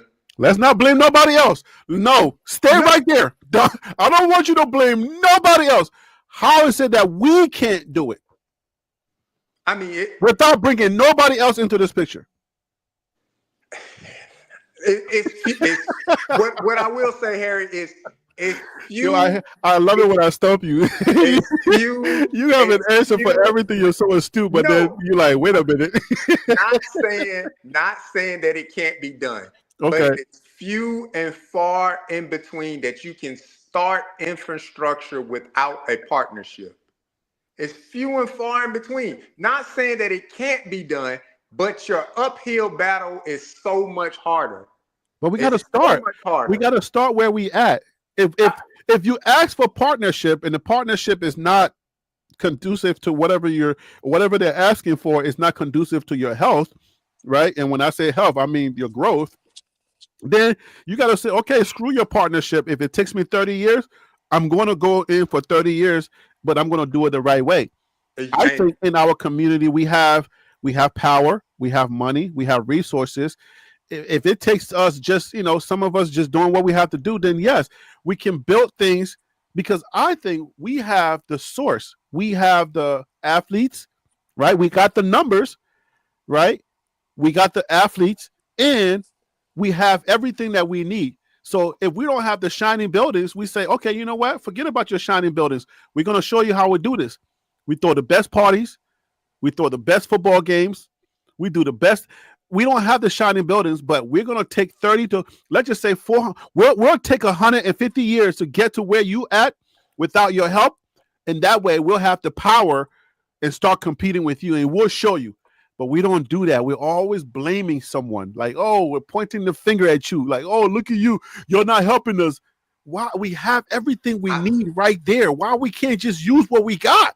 I don't think it's blame. Again, in society, if we're running a race, me and you, Harry B, and you give me a mile head start, when can you ever catch up? You're gonna need help to catch up. But here's the thing. You're gonna need help. Right, but here's the thing, JR, I would say is that we have two different conversations. We have conversations from an oppressor and oppressed standpoint, and then we have the thing of system already built to be ahead. So we have to also realize if you feel that the system is oppressive, then you must also, and you're a military guy, so you understand it. If you feel something is oppressive and it's an enemy, then you certainly can't go to the enemy and tell it to make help me catch up to you. That's an unrealistic goal. And so what has to happen is, okay, what can I do within the confines what I have? Because it's probably like China has 100-year strategy. That more than likely is what we probably need in our community. Because here's the thing, I will tell you this: as long as we stay the employer, that's going to be our ceiling. I mean, the employee. The employee, yeah. As long as you stay the employee, that will be your ceiling. As long as you eat your seed, you will always have seasons where it won't just be famine. You ain't got nothing to plant. To grow. So we have to move something to plant it right to grow. So we have to move into where we're investment minded instead of consumer minded. Think about most of our music don't talk about going over there and buying stock. It talks about get money. It's folks throwing 30,000 bricks up on a shipping stage. What the end of the day is you could go somewhere else and rent folks for half of that. I ain't saying do that, I'm just saying, when we start making sense and like looking at stuff, it's like, why would I throw a whole brick of $30,000 on the stage when somebody else just do $20 up there, watch the same person on the pole? Makes zero sense. So at the end of the day is, I'm saying we have to start having we have the suitable, feasible, acceptable, reasonable, and achievable objectives. And right now, until we become more the employer, not the employees, and until we start learning to plant our seeds, not eat our seeds, there is a ceiling to what we're going to be able to do. I agree. I agree. It's just if you take 100 years to do something spread out over a multitude of different minds and thoughts, you'll never get to the finish line. But you know what? Let me say this though. You never get to the Hold on. Sometimes we look at sometimes we calculate how long it's going to take us to run the mile, but we haven't realized that once we start running, things may happen that may shorten that mile. We keep looking at this, and we keep every year our argument becomes, oh, you know, we need help. But then we're not realizing that, hey, if you just start building your own, you know what I'm saying? Yeah, I know that, you know, Black Wall Street burned down, but have we tried to rebuild it? You know, have we started something to try to rebuild and form a community where you got neo-Nazis running around the place and you got some place in Ohio that's trying to form an army to try to protect our people? Have we tried to replicate what the generation prior try to do for us and try to say, hey, let's, you know, I get it. It's going to take a long time, but let's start educating our folks financially. A lot of us don't even have financial education. So let's try to say, okay, if you have $10, don't eat all the $10, right? Put some, maybe 1% or 10% into a stock market. Do this, and we start educating our folks. And then we're talking about the HBCUs right now, but if we just start saying, hey, man, HBCUs, us as a group, we get money. So let's take some of that money and let's start building the right way and stop depending on other people. Can we get to a place where one day HBCUs can compete with the other schools? Well, can I be real with you? I get what JR is saying, but as Phil says, two things could be true is that you're 100 years behind, but guess what? You still have to run it. I agree with you. And so now what it is, you have to ask that uncomfortable question of how are you going to catch up, because you are now depending upon an external entity or some actions to come in and give you a power boost. You're trying to get somebody and get you up to speed. Right. And guess what? Here's the thing. They can give you the money, but they don't just, because something I realized, it was eye-opening. And this was when I started going to them senior officer courses. And it ain't just getting the resources. You have to get the subject matter expert, all that 100 years of knowledge in it. And that nobody's going to give that to you. They can give every last one of us 1.5 million. But if you do not have the subject matter expertise and how that stuff went, you will just flush it because you haven't gone through the growing pains of doing that. I think the thing is, I have to say this, and I hate to it's no diss to see you, but it's very hard to build HBCUs if you spend $80 or $60 on a CU sweatshirt and you can't even spend $20 on an HBCU ticket, even if you don't go to the game, or even if you don't turn it on and watch it. Or DC, you would gladly pay the $85 for the CU shirt, but ask for a discount for the $20 HBCU shirt. Exactly. That's the thing. Go ahead. That's a part of it. That's the uphill battle of the HBCU. Whether it's corruption on one side of the scale or whether it's our people supporting, all in the middle, how do you get to the end goal of putting everybody on the same platform where we can do it? Incremental change. That's what I just told you. It has to be incremental change. It can't be, we can't have this mentality of trying to do it all at once, just like the finances. If you find yourself in a lot of debt, you got to start with a little debt, right? And you got to start paying some stuff down. As a community, we all have to realize that, look, we got a big uphill battle to fight, and we got to come to a place where we say, okay, you know what? We know it's going to be a 100-year battle, but we got to do incremental changes. We got to start with education, educating the young folks, making sure that everybody's on the same page, financial stuff, making sure that when you get, once you get all of these things together and you start communicating everything about voting, you're staying home because you feel like people not giving you an opportunity. Everything, once we start getting power, little power here and there, sending people to different offices, sending people to Congress, before you know it, we'll get there. But it has to be incremental. Yeah, I got a question for both of y'all. I'm gonna say this, and then I got a question. That I've been to Alabama and seen what their players' lounge looks like. Y'all can imagine what it looks like. It ain't no joke. But Alabama State, around that time that Prime was that, they were asking. I was like, well, how can I give? They just wanted a couple of $1,000s for the players' lounge and struggle with it.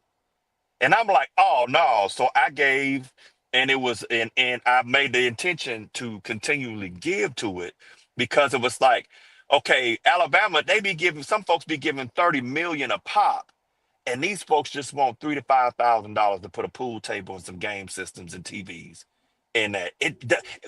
But mind you, Alabama State has some of the best facilities in HBCUs, bar none. They have an Acadome basketball stadium, and they have state-of-the-art football stadium. It's not big. All right, so I get over to this. Let me ask y'all something and then jump back on football.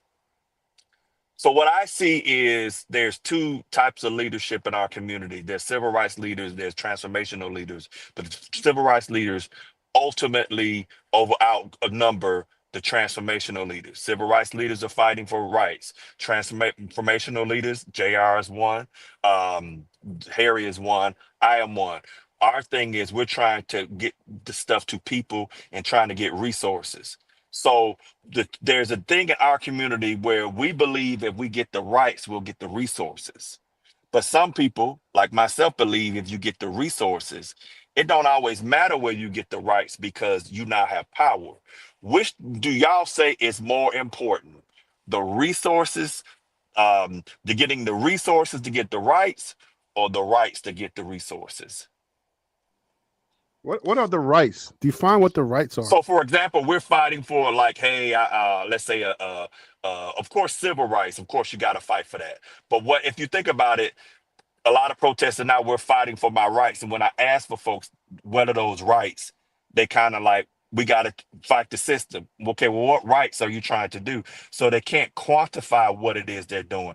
What I'm saying is somebody tells you we've got to fight for our rights, but they don't detail specifically what rights is saying that we're fighting for that. But how many times do you hear people ask for resources? So let's say a right may be, again, the point I'm saying is that a lot of times when you hear people say we're fighting for rights, they can't quantify it. So you mean like somebody get arrested and say, I know my rights? Right. Well, are you saying should our voice change to be? Okay, so your overall question, go ahead. Yeah, should our voice change from saying we want our rights to we're fighting for resources? Okay, so what you're asking is, we as citizens, what we're entitled to, and we may not be getting, and versus what we are capable of doing and not doing. Is that what you're saying? Right, because it seems like what we're asking for is rights and more so of a dependency upon the system versus the resources to be independent, but still parallel to the system. So I think us as Black people, we are fighters. We've come to deal with pain in a different way because we've a lot of rights, no matter where we go. It could be in Africa itself with apartheid or whatever. No matter where we go, our value is lowered by a lot from other people. So, but to answer your question, I would say you use your resources. Like just forget about looking at anybody else and just take what you got in front of you and just go. That's how I look at it. It's like you gotta get your mind to a place where, as long as they're not arresting me to just go to just build something, then maybe I'm fine, right? Because obviously we know that blacks were not allowed to do certain things, not just a short period ago, we couldn't even read books, right? We were not allowed by law to read books. So we're not fighting for, hey, my rights to read a book no more, right? So now I can read a book. So as long as they don't stop me from reading a book, let's go read a book. As long as they don't stop me from laying bricks on the land that I bought, which we know that they'll do that, let me build on my land. So what you're saying, I see. I'm like, look, let's take what we got. We have I don't know how else to put it, but I feel like we have the resources. If you look at sports that we just talking about, 70% or 77% of the NFL are black players. If you want to win in college football, you need your team to look more black than white. Maybe on the offensive line, you need them to look white. So if our black community is like the way that it is, right? If we got all of the resources, then why is it that we can demand our resources, put more demand on our resources, and then use that to build incrementally to get to where we need to get to? Why is it that we're so split in the understanding of we got the people, we got the numbers when it comes to the talent and everything else, we got the numbers. We just got to be stingy with who we share it with. What say you, JR? To me, I would say the resources, because you can always fight to change rights, but resources don't always come along. So if you have the resources to build better facilities, you take the money and you build the better facilities. If you build it, they will come. Jackson State is getting a lot of good players now because they have better resources. Coach Prime helped the school get better resources, better facility, better practice field, better way to take care of the athlete. Harry, HBCU, the athletics is built 90% black students, black athletes. But you got to have the coaching to go along with it. You got to have the infrastructure to properly train and prepare them. So, JR, let me ask you something. Mm-hmm. What was Wall Street, Black Wall Street? Was that about rights or resources? Do you think it was more so about the rights, or was like we about to get paid a bit? There you go. All day. There was resources. That's why I said I'm about resources. Take the resources. Well, we got okay. So what you just said, we're getting money, but the money doesn't always have to be that resource. The resource could be the people. Let me expand it a little bit. Take hip hop. Who runs hip hop? I love Who runs hip hop? Hip hop is mostly black talent, right? Hip hop is made up of mostly black talent, correct? Yes, that's true. Yes. Okay, but then so we are the source, right? Let's leave the RE for a second and talk about the source, right? We are the source. The re happens to be the people who owns the labels and stuff like that. Those are the resources, right? They're the one that have the RE. But we are the source. So usually if you can take the source away from the people that own the RE, then you can reestablish the resource, the re. I hope that's making sense. It sounded a little convoluted, but for the most part, in everything we're talking about, we are the source of it. It makes sense, Harry, in a perfect world, but the world is not perfect, Harry. The world will have to be absolutely perfect in order for that to happen. But it's only our world, not their world. It's the entire world, Harry. No, it can't be. The entire world. It's not. Let me tell you why. Let me tell you why it's not the entire world. Let me tell you why it's not the entire world. Okay. We got to get to a place where we just be selfish about ourselves. Like we got to love us as opposed to hating anyone else. So let's just start there, right? Yes. We can't keep crying as a community. Keep crying when we are the source of many of the things, the topics we talk about. We are the source. When it comes to music, we're the source. When it comes to athletes, sports, we are the source. Look around. When it comes to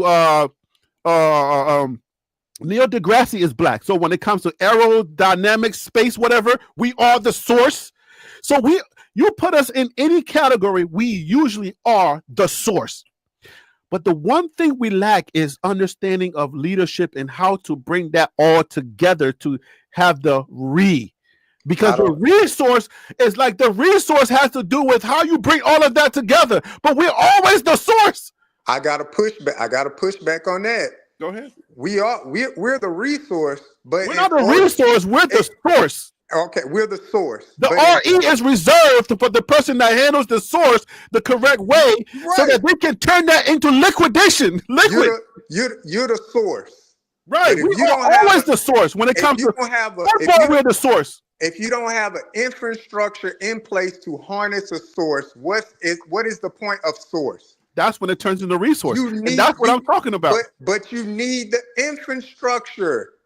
You can go in your backyard right now, dig a hole, and you got oil there. But if you don't know how to refine it with infrastructure, you're gonna make no money off of it. You just have a backyard full of oil. So let's stay right there, JR. We got structure. Good. You got we're at a good place. You got taking it back to coaching. You got players. Sure, the talent pool is deep. You got 90% black players in HBCU. But what happens when they get hurt? Do you have the infrastructure in place to make sure they're rehabbed properly? Do you have the nutrition to make sure that their body's being taken care of properly? Like all of that's a part of infrastructure. Good. So if you don't require the money to put in place to better take care of the athlete, the people, the student, whatever the case may be, then you're always behind the power curve. Good. So if you get the money, let's stay right here. Don't leave. Don't stay right here. I want you get the money. You put the infrastructure in place. But, no. We ain't got the money. Hold on. Stay. That's why I say stay right there. Let's bring DC back on. Hold on. Just stay right here, right now. Just stay right there. Let me just bring this all full circle. I'm glad that we got right here where we are. All right, you said infrastructure, right? We ain't got the money, but we are the source. The source is always the juice or the thing that you need to make it a resource, because the resource would be the infrastructure X, Y, and Z, right? Mm-hmm. So let's say we ain't got the money, we don't have the infrastructure, none of that stuff, but we have the source, right? We got the oil, but we don't know how to extract this oil and turn it into energy. So the person that has the oil is the person that can negotiate or how to extract this oil. It seems like other people are smarter than us because we got the oil, but they have the upper hand on how this oil is going to be treated. You see what I'm saying?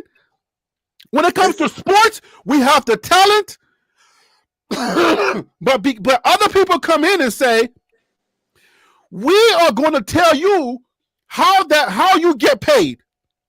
When it comes to music, we got the talent, but somebody else comes in and says, we're going to tell you how much you're going to get paid. So if we are the source all the time, then how is it that we can't figure out the part and just get rid of them? Why can't we figure that part out if it takes us 100 years to do, right? I'm not done. Stay right there. Let's just stay right there. We don't have the money, so you can't build the infrastructure. So now we got to start thinking, how do we build an infrastructure? So we all look at this oil shot up out of the ground. We're like, we don't know what to do. Okay, so let's send Johnny. Johnny, do you know what to do? Is that, yeah, my uncle worked at this refinery and they know how to. Okay, so you go search on what we need to do. You go do this and you could do that. We're gonna figure this thing out. But what we're not gonna do is bring them in, the same people that don't like us, to try to figure out how to get this oil, because what they're going to do eventually? They're going to steal it from us. So we're not going to get nobody else in.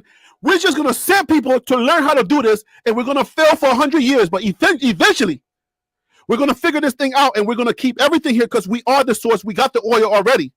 But we're not doing that. We're just so scared, and we want the quick money, and we're like, you know what? Let's bring them in. And then they end up giving us 1% of everything else, and they're only 99%.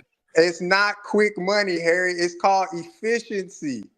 Like, that's not how I see it. If you're talking about that same efficiency that you're talking about, is costing us more 100 years because we're staying back for another 100 years. We keep asking for efficiency, but that efficiency is 100 years setting back. Harry, you just said we don't need them. You just said if we were to fail at something for 100 years, if we fail at something for 100 years, do you not think that's going to put us back? That'll No, put us back even. Yes, no, it's you're not. failing at something for 100 years. No, it's not. Because we have 400 years of failing already, and look where it's got us. We still failing. The oil could dry up by then. Let it dry up, but we're gonna learn. And we listen. This is where we are. This is where I'm telling you. This is where we are as a community. You have to to understand that we got the source, right? We got the oil, but we're bringing people in who are smarter than us. They have 400 years of knowledge, and they're negotiating the contracts, and we're getting 1%, and they're keeping 99. How can they take our oil and their benefit and send their kids to private schools, and we're in the hood still killing each other? They're not smarter than us, Harry. It's just the fact that they know how to negotiate. Look at where we at, and we are the source. They're all smarter than us. You got to admit that they're all smarter than us. Look, I'm never gonna admit that that somebody outside of my race is smarter than me. I'm not admitting that. But all you gotta do is open your eyes. All you gotta do is open your eyes. How is it that you got 77% of the NFL? How is it that 77% of the NFL is black, but the black people don't own none of it? If I can interject for a moment, it goes back to having a head start. You have a head start. So we're playing catch up. But you have to play catch up efficiently, Harry. You can't just fail and fail and fail and say eventually we'll get it. That's what they did. No, that's what they did. They failed and eventually figured it out. They didn't start off knowing everything. That's a part of smartly going about taking care. You have to be efficient with it. You can't just fail at it 100 years and say, well, we at the year 101 we got it. You don't think the other person is still getting an advantage? They're still they're not. You. No, yes, it's okay. it's okay. Yes. Look, it's called a generational thing, right? Like, look, we gotta start somewhere, but you cannot bring in the source, somebody else to try to do it for you. Harry, you can always challenge rights, Harry. Always throughout. We don't need nobody else. I'm trying to tell you. Look. If you you got the oil. Let's stick with the oil example. We got the oil, right? We don't know how to extract the oil, so we're looking around at each other. This oil is shooting out the ground. Eventually, it's going to dry up, right? But if we know anything about oil, we can start putting them in barrels. We don't know what to do with it yet, but we're going to keep this oil and we're going to put them in barrels, and we're going to do something with it. We can start learning. But if we're gonna sit here and keep giving our oil away, right? And we don't start somewhere because we don't know, we keep bringing other people in. And now this is just an analogy. The oil is the football players. The oil is the singers, the dancers, the hoopers. The oil is all of our sources, our resources that we got. That's the oil, right? Yes. We keep giving it away, and they're benefiting from it more than we are. That's how you get owners, and that's how you get guys like Jay-Z and Beyonce, and that's how you get people like that. They're the source.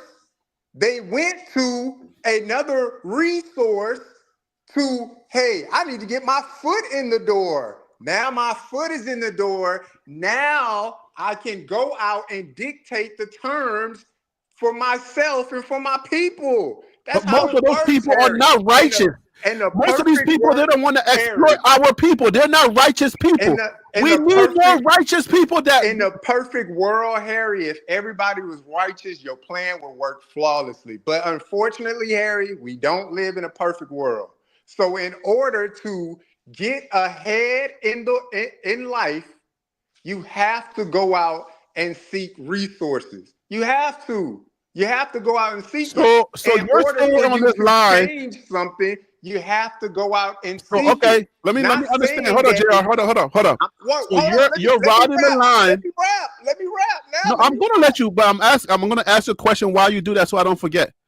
You're riding the line of we need them. I said you need resources. No, but I'm asking you directly now. You're riding the line of they're the infrastructure people. They have 400 years ahead of us. So are you riding the line of saying we need them? No, I'm not saying we need them, but I'm saying if you want to go efficiently about doing something, you do create a partnership. And That is a part who's of the life. partner? Who is your partner? Whoever. It doesn't have to be a white person. It could be an Asian person. It could be an Indian person. You need resources. You need them. We're not the end all be all. We don't know it all. I would like to think I know it all, but I don't know it We all. don't know it all, but I look, don't. remember what DC told us a second ago, not too long ago. The people that don't like you, if you keep inviting them to your party, you keep inviting them to your resources or the source, those people have years of negotiation on you, so they know how to take everything you got and steal it from But you. who's to say that the people I don't have surrounded with me don't have years of negotiation We're as not talking well? about individuals. We're talking about a community, right? That's what I'm saying. A We have community as examples. well. Go to Africa. Go The to Africa. The community, Chinese are taking over. we right? have a community of people that negotiate. No. We do. Listen, look. I'm talking about look at the big picture because I'm not talking about individuals. Look at the NFL. 77% zero ownership. Look at the music industry. Hold on. Look at the music industry. 77% players. Do you not see a black owner, a black person owning a football team? Do you not see that happening? That's going to happen in the near future, Harry. There will be a black person. Magic Johnson tried to buy a football team. Yeah, He okay, tried, fine. He will get there. Okay, fine. The But Jacksonville remember now, Jaguars owner, he's not white. He's Indian descent. he ain't black. It's going to happen, He's not. Harry. He's Kendrick. He's not like. They're not like us. Indians do not consider themselves black. So But let's make sure we understand that. He still went out to see it. It's gonna happen, Harry. But You're saying it like the it's bigger never argument that gonna we're happen. having, the bigger conversation that we're having is we as a black community, right? We as a black community, we cannot always lean on somebody else's community for help. We got to be able to figure this thing out on our own, right? Go and learn because we have AI now. We have resources to learn things now. We're going to have to take an L for a while, but we're going to have to stand on our own eventually. If we do not start standing on our own, it's going to keep being the same cycle. We're going to keep repeating this cycle where we bring people to our stuff and they take over because we don't trust the knowledge that we have. All right, Harry, let me ask you a question right now. You got a podcast. Somebody comes to you, let's say Barstool comes to you and say, we want to offer you $100 million to have Harry B's TLP Sports, $100 million. This is what we're offering to you. You can still host the show. You can still have a percentage of the show. But upfront starting costs, we're going to set you off with $100 million. You're turning away $100 million? Well, you're willing to grind on this show, we do everything in context. We don't just blanket potential of it, but up front, you can take the resources, you can renegotiate, you can re-strategize, you can repurpose, you can make better, you can efficiently mine out, but you're telling me, from what I'm hearing, that you'll say, nope, keep your $100 million. I'm going to figure it out, even if I fail 100 times and I finally figure it out. That's what you're telling me, Harry? So that's a good point. Barstool Sports called you up right now and said, we're offering to partnership with you. Partnership. We're offering a partnership. There's $100 million to you. Keep doing what you're doing with the show, but we want a partnership with you. There's no way you turn that down, Harry. And if you do, I commend you. Like, whoa, do it. But I'll be like, boy, is he crazy? But there's nothing wrong with getting resources, partnership with people to better your people. There's nothing wrong with that. That's a way of life. That's called government. That's called economics. That's called life. That's what life is. You know this better than anybody, Harry. You So here know we go. So okay, let me answer your question then. All right, so look, we gotta put things in context when we're talking, right? Remember now, a lot of the negotiations that we have are not individual in negotiations. The conversation I'm having is not about me personally or somebody personally making a decision as a one-off, right? We're talking about our community, right? If we decide, I'm going to the broader conversation now. If we decide, all right, enough is enough. We're tired of other people coming into our community and taking ownership of the things that we're building. So now this is time for us to start doing this ourselves. You know what's going to change? There's going to be the Magic Johnsons, the Oprah Winfreys. Everybody else is now going to start stepping up and saying, okay, we are now going to be the ones that fund our talking heads. We're going to support our creators because we want the content that they're creating and the conversations that they're bringing to our people to stay in-house, so that way that we don't have somebody else owning them at the end of the day, right? If I don't have no support from my community, then what I'm going to do is take the Barstool's offer, because nobody else is offering it, because we don't have, like you said earlier, the infrastructure for Black wealth to be spread within the Black community. We don't have that infrastructure, but we have to start the conversation. Once we do that and everybody knows that this is what we're doing, then it makes it harder for somebody to step outside of the Black community and say, I'm taking the bar stools because they're more lucrative, or I'm taking the bar stools because I don't want to deal with Black. But we don't have Black organizations that are supporting us on this level because the infrastructure is not there. I'm saying let's start setting up the infrastructure, and at a certain point, we will have companies like that's going to be at the level of Barstools, but Black owned, that are going to eventually reach out to TLP Sports Club and say, you know what, I want to partner. That's what I'm saying. I'm not saying I'm going to give up a Barstools offer. I'm just saying if we start building our own and we have an understanding, then the resources will come from Black. But right now we don't have it, so that's why we can't turn down the whites. I understand what you're saying, but if you need resources here, I'll give you one. The Black Effect podcast. It's a conglomerate of different podcasts that you can listen to on the Black Effect, iHeart, and they're in partnership with iHeartRadio. And who owns iHeart? Probably a white person. I don't know. That's what I'm saying. So it's like, but listen, what I'm saying is that if you get to the negotiating table, you were in partnership first. Now that the Black Effect Network is in partnership, where after a period of time, like how you said, Harry, after a period of time, whether it takes 100 years or not, you still have to start from somewhere. So if I can give myself a head start, or if I can efficiently work towards something, and now the Black Effect Network can go out and be like, we're going to renegotiate with iHeartRadio, and you know what? We got enough money now to buy y'all out completely.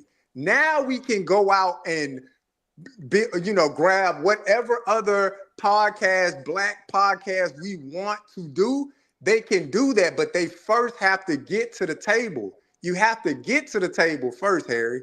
And if the table is already being controlled by one power dynamic, one ethnicity, you still got to get to the table. Now, I'm not saying that you can't independently build things, because absolutely you can independently build things. That is very much true. I think we're having two different conversations now. But in the context of what we're speaking, when it comes to HBCU and uplifting the people and things like that, I just read an article the other day. Columbia got $400 million, or they had to stop DEI or something like that in order for the federal government to get them $400 million. But here's the You know how much money HBCUs altogether have to split? It's less than $400 million a year. what And what one university is getting $400 million, and all the HBCUs together have to split less than $175 million. Together, they have to split that. One university is getting 400, and we're talking about how many HBCUs, and they have to split 175. would So, you Harry, you gotta get yourself to the table. I get it. People got to do the right thing, but in a perfect world, Harry, everybody doesn't do the right. Everybody doesn't have a virtuous heart like you, Harry. I'm Everybody's not. not going to do the right thing, I'm not Harry. saying don't get to the table as an individual. I think that's why I say I think we got to bring DC. He's been trying to get on here. I'm not talking about individuals making their individual life decisions. I think the conversation I think we're trying to have here is we're making decisions as a community. And I don't think you can make a decision. I don't think your community can just be based on one person's decision. Just like Coach Prime, we a lot of us are on his side of, okay, go do your, that's your life. You go live it the way you want to live. But if we're talking community, I think we as a community now, keep in mind, I'm talking community as a group. We're going to have to bring people together, and we're going to have to start building. And yes, we may have to turn down. We're going to tell everybody and say, look, yeah, you may have to turn down the bar stools. It's going to be hard for a little bit, but we're going to build this thing, and we're all going to support each other. I think that's where my conversation is at. So That'll never happen, Harry. No. If you say never, then it won't happen. That's what I'm saying. If you say never, it won't happen. But these conversations, keep in mind, we're having a conversation on the airwaves. It's a small platform, but I can't come on this conversation on here believing in God and say never, because my God is bigger than any situation. So I can't sit here and say never. I understand the road is going to be very tough, and yes, people are split. Even Colin Kaepernick, we were split on Colin Kaepernick. We're split on a lot of different decisions. But trust me, if you say never, then the opportunities that may show up where people say, you know what? Okay, we've had enough. We got to start building ourselves, and it may take some time.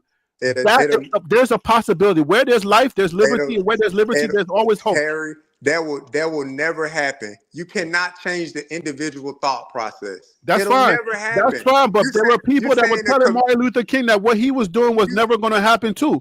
And look what happened. You saying a community of people. That's what you're saying. It'll never happen, Harry. Never. You're saying never, but I want to remind you that when Martin Luther King, that's two different things, Harry. No, it's not two different things. Yes. It was still a hard process. We're talking about resources. Nah. Yes, that was the original question from DC, Harry. We're talking about resources. Okay, so let's get DC in here, because we've been resources, Harry. We've been dominating the thing, and DC's been trying to get in here. Let's get him in here. Go ahead, DC. I would say this. Let's take the example that that JR said about iHeart or somebody giving you $100 million, right? Mm-hmm. Okay. So my perspective is, with the concept that we're talking about, I'm not taking $100 million from iHeart, because if iHeart is giving me $100 million, more than likely they're making $300 million. I'm saying, no, you're not, iHeart. You're going to give me $5 million, guarantee me 5 years, and I want a percentage of your stock, because now I own the business, or at least a piece of it. And then once I have that business, I own stock again. When you own stock, you have a vote. Anybody that's ever had stock, they send it to you when they're voting on different stuff. You will get a vote. So now I have a vote. I have power. The more stock I have, the more power I have. What happens to us is that we take the money and we don't take what's behind door 2 or 3. It is a gamble. But at the end of the day, if you take the money, I promise you, if somebody's offering you $100 million, they're going to make at least, more than that. The other thing I would say is that you have to use the infrastructure. I have had a lot of people, especially my black nationalist brothers, I hear what they say, and they say, hey, they was in caves and we built stuff and we did this. I said, oh, that sounds great. We was all that. We taught them geography and geometry and all that kind of stuff. I said, but it's 2 things that cost us big time. And you know what that was, JR and Harry? What's that? We did not learn to master sailing, which is sea time, being able to do that, and gunpowder. Mm-hmm. And you already know how that went. Once that has that. So here's the thing. We right now are more hands-on. You have to use the infrastructure in front of you because it is what it is. But what we're behind and we got to get there is technology and being ahead of it. Mm-hmm. That's why I've been saying to us in our community, if we don't get advanced robotics and we don't get AI and all that kind of stuff, We'll we're be going to behind. be, oh God, we're about to get lapped like you've never seen. Like you're saying, we're 100 years behind. The impact will be basically being 400 years behind. Yep. So I think that we have to now have people like we're having this discussion and say, okay, what can I do? Y'all always hear me saying stock. How many times y'all hear people talk about buying stocks in our community? You You hardly don't hear a ever. lot. You Right. don't. Right. So at the end of the day, right now, Ford stock is just around $10. Ford, that's low. It's expected to go up, but Ford does a pretty good job paying dividends. I think it's around 6%. A lot of retirements are based off of the companies like Stellaris, I think it's Stellantis, GM, all that good stuff. Mm-hmm. So even though a Honda stock is 27, you already know Honda ain't going nowhere. So Yep. you start thinking about these things and going, okay, I can buy a stock for $27 that when I'm dead and gone, it can still be paying my descendants. It's generational wealth. Right now, we are eating our seed versus right now, I'm sure if we get off of this, maybe JR or somebody on here gonna go, you know what, let me go out there and see what these auto manufacturer stocks are looking I, at. Go ahead. I already wrote it down because I'm all about the stock market. Exactly, because I want to see how Tesla stock with the protests going, how they would tank it. Because I'm looking for advantages. I'm just keeping it real with you. Because Mm-hmm. when I'm dead and gone, I want my descendants. So that's where I think we have to think. Right now, y'all gonna hear me saying we eat our seed. Let's take this back over into the HBCU land, folks. Unfortunately, there's a numbers game. That's what my black nationalists talk about taking over. I'm like, 59% does not. It will always beat 13%. So you have to understand that. At the end of the day, is there will be limited money, even if we all came together, which our community, black community as we knew it, is gone. We have more black continuity, but not so much black community, though there is some. And we have to admit, some folks ain't gonna come. Y'all already know it. You see them out there. What Yep. we have to do at this point is use the infrastructure that we have. We also have to, with HBCUs, we've got to give a little, but we also understand this, folks. And that's what I say about when I talk about votes and stuff and everything. We as a people must understand leverage because you don't get what you're worth, you get what you negotiate. And I think Yep. a lot of times we're sitting here talking. So, for example, if I go in and let's say I'm about to sign a contract, let's say Shadur signed a contract. There are a lot of things he can put in that contract. I'm gonna do this, but you're gonna invest X, Y, and Z in Jackson State. Could he not do that, JR? Absolutely. Right. So those are things we start going, hey, I want a piece, and then you go to that school and say, hey, I'm going, and you have a behind the door conversation, and you go, hey, I'm gonna put some money into your school for academics and for athletics, but here's what you're not gonna do. You're not going to put this money in the general fund because that's how they fund it. The minute I Mm-hmm. found out you put that money in that general fund, you will not get a penny. And I'm gonna Yep. tell him, and I'm gonna leak stories on you from all kind of different directions that just gonna make your head spin. Comprende? I'll be at the next doggone game when I have an open date. I'm gonna be at the stadium. Boom. These are the conversations you've had behind closed doors where you're going in there, you're not groveling. Please, may I have some? Please, can TLP have a piece of this? No. You want this? I'm cool with that. But understand,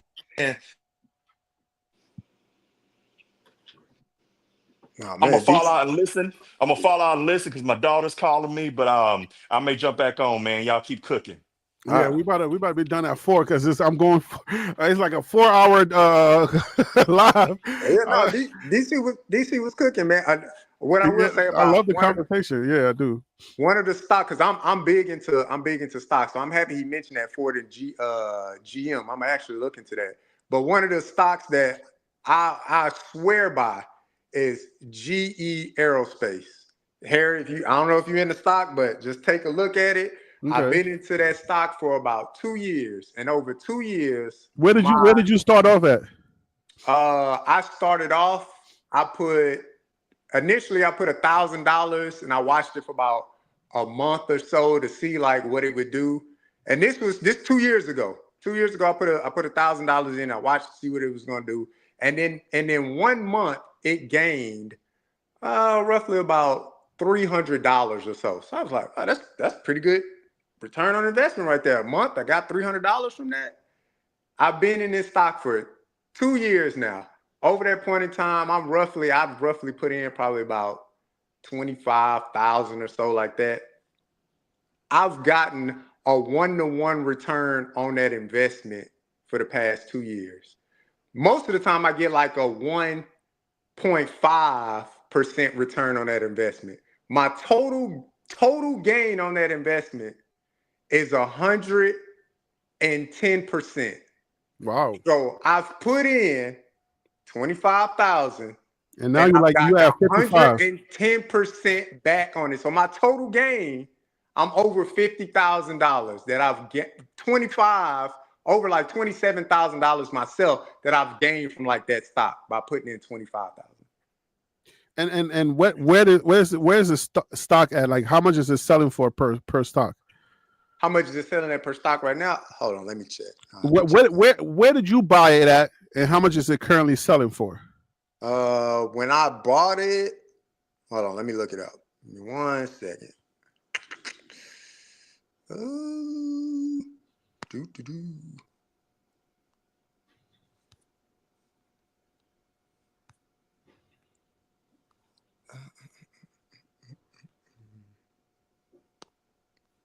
Let's see, GE stock. Because that's important. I mean, that's because the conversations that we be having, it's like, yo, I love the conversations that we have, but we need to make sure that we cap them off with real results. And I think it can happen. I don't know that stuff is impossible. And yes, we may need some people's help, but I think at the end of the day, man, whatever conversations that we need to have as a community, we need to make sure that we start having these conversations, because we're talking about it on different platforms, but at a certain point, we're gonna need leaders. We're gonna need leaders to just draw everybody in and be like, all right, this is what we're gonna do. But I feel like it's gonna take some type of tragedy. Something big is gonna have to happen for people to just be like, okay, you know what? George Floyd didn't do it. Trayvon Martin didn't do it. This thing didn't do it. Is it going to take another tragedy for us to get to the point where we just say, okay, you know what? Enough is enough. Let's have our own. Like, absolutely. Right now, it's at 200. It's at 199.98 to like buying it. So okay, essentially 200. I'm trying to like go back and like look 2 years ago when I like bought it, but I'll send you an email for like when I bought it. But when I bought it, it was not at 200. It was way lower than that.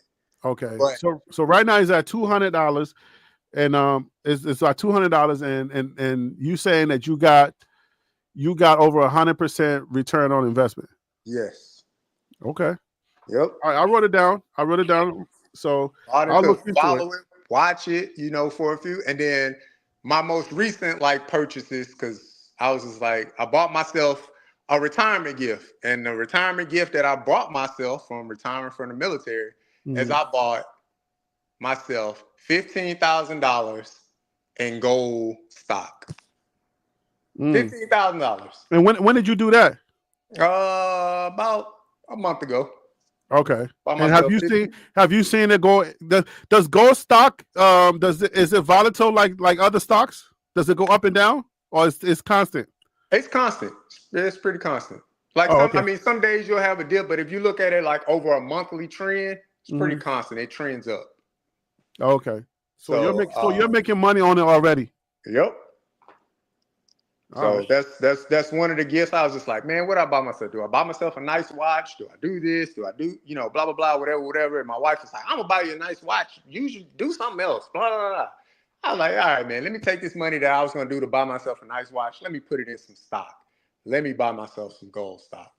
Because with the way the world is and the administration, I won't get into all of that because I'm not officially retired yet. But right now I'm on like look, I ain't touching none of y'all. I'm on leave your leak so I text. ain't Y'all got can have that conversation. negative to say, but what I did, I took, like DC said, man, I took that time to put an investment into myself and into my family. Yeah. Let me put this money and let this money work for me in the stock market and watch it and gain from it and learn from it. And so if you're not in the stocks area, that's definitely something to get into. But man, I love the passionate conversation. It's been great, man. Welcome back here. I don't know where you been at on whatever hiatus. You done grew your hair out, no hat. It's brand new up here now, man. Oh man, I took some time off. I'm trying to figure some things out, and I think I figured it out. So yeah, I might be on here a little bit more often, but I'm trying to expand the college football conversation.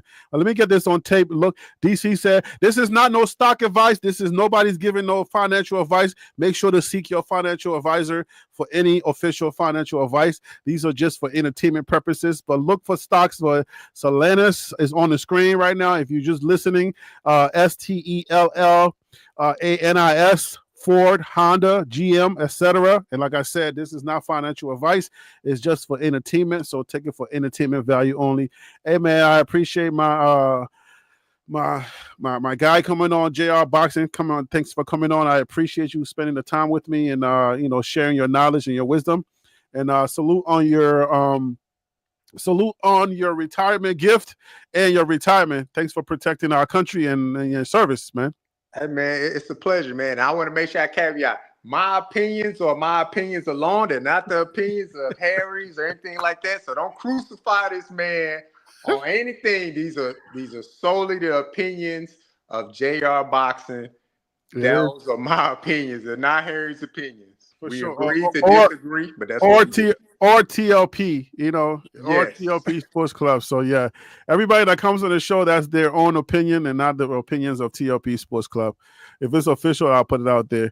And DC said, I'm retired from the military. I invested my business, but I wanted a Corvette. Yeah, hey, that's what the financial people say. They say take 50% of whatever you get and buy yourself a gift. Buy something that you like. And JR Boxing's gift was the gold, to buy stock in gold. So whatever it is, take that 50%, invest in yourself.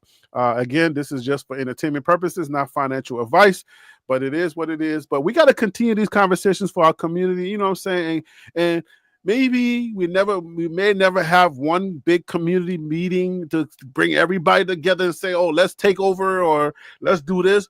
But maybe individually we'll start changing one person's mind at a time. And then before you know it, within 100 years, you'll see a bunch of black people that are just owners. Maybe that's what happens. You never know. You see what I did there? All right, man. All right, man. Let's get up out of here, man. I appreciate you. Take care. No problem, man. Peace out, man. All right, peace out.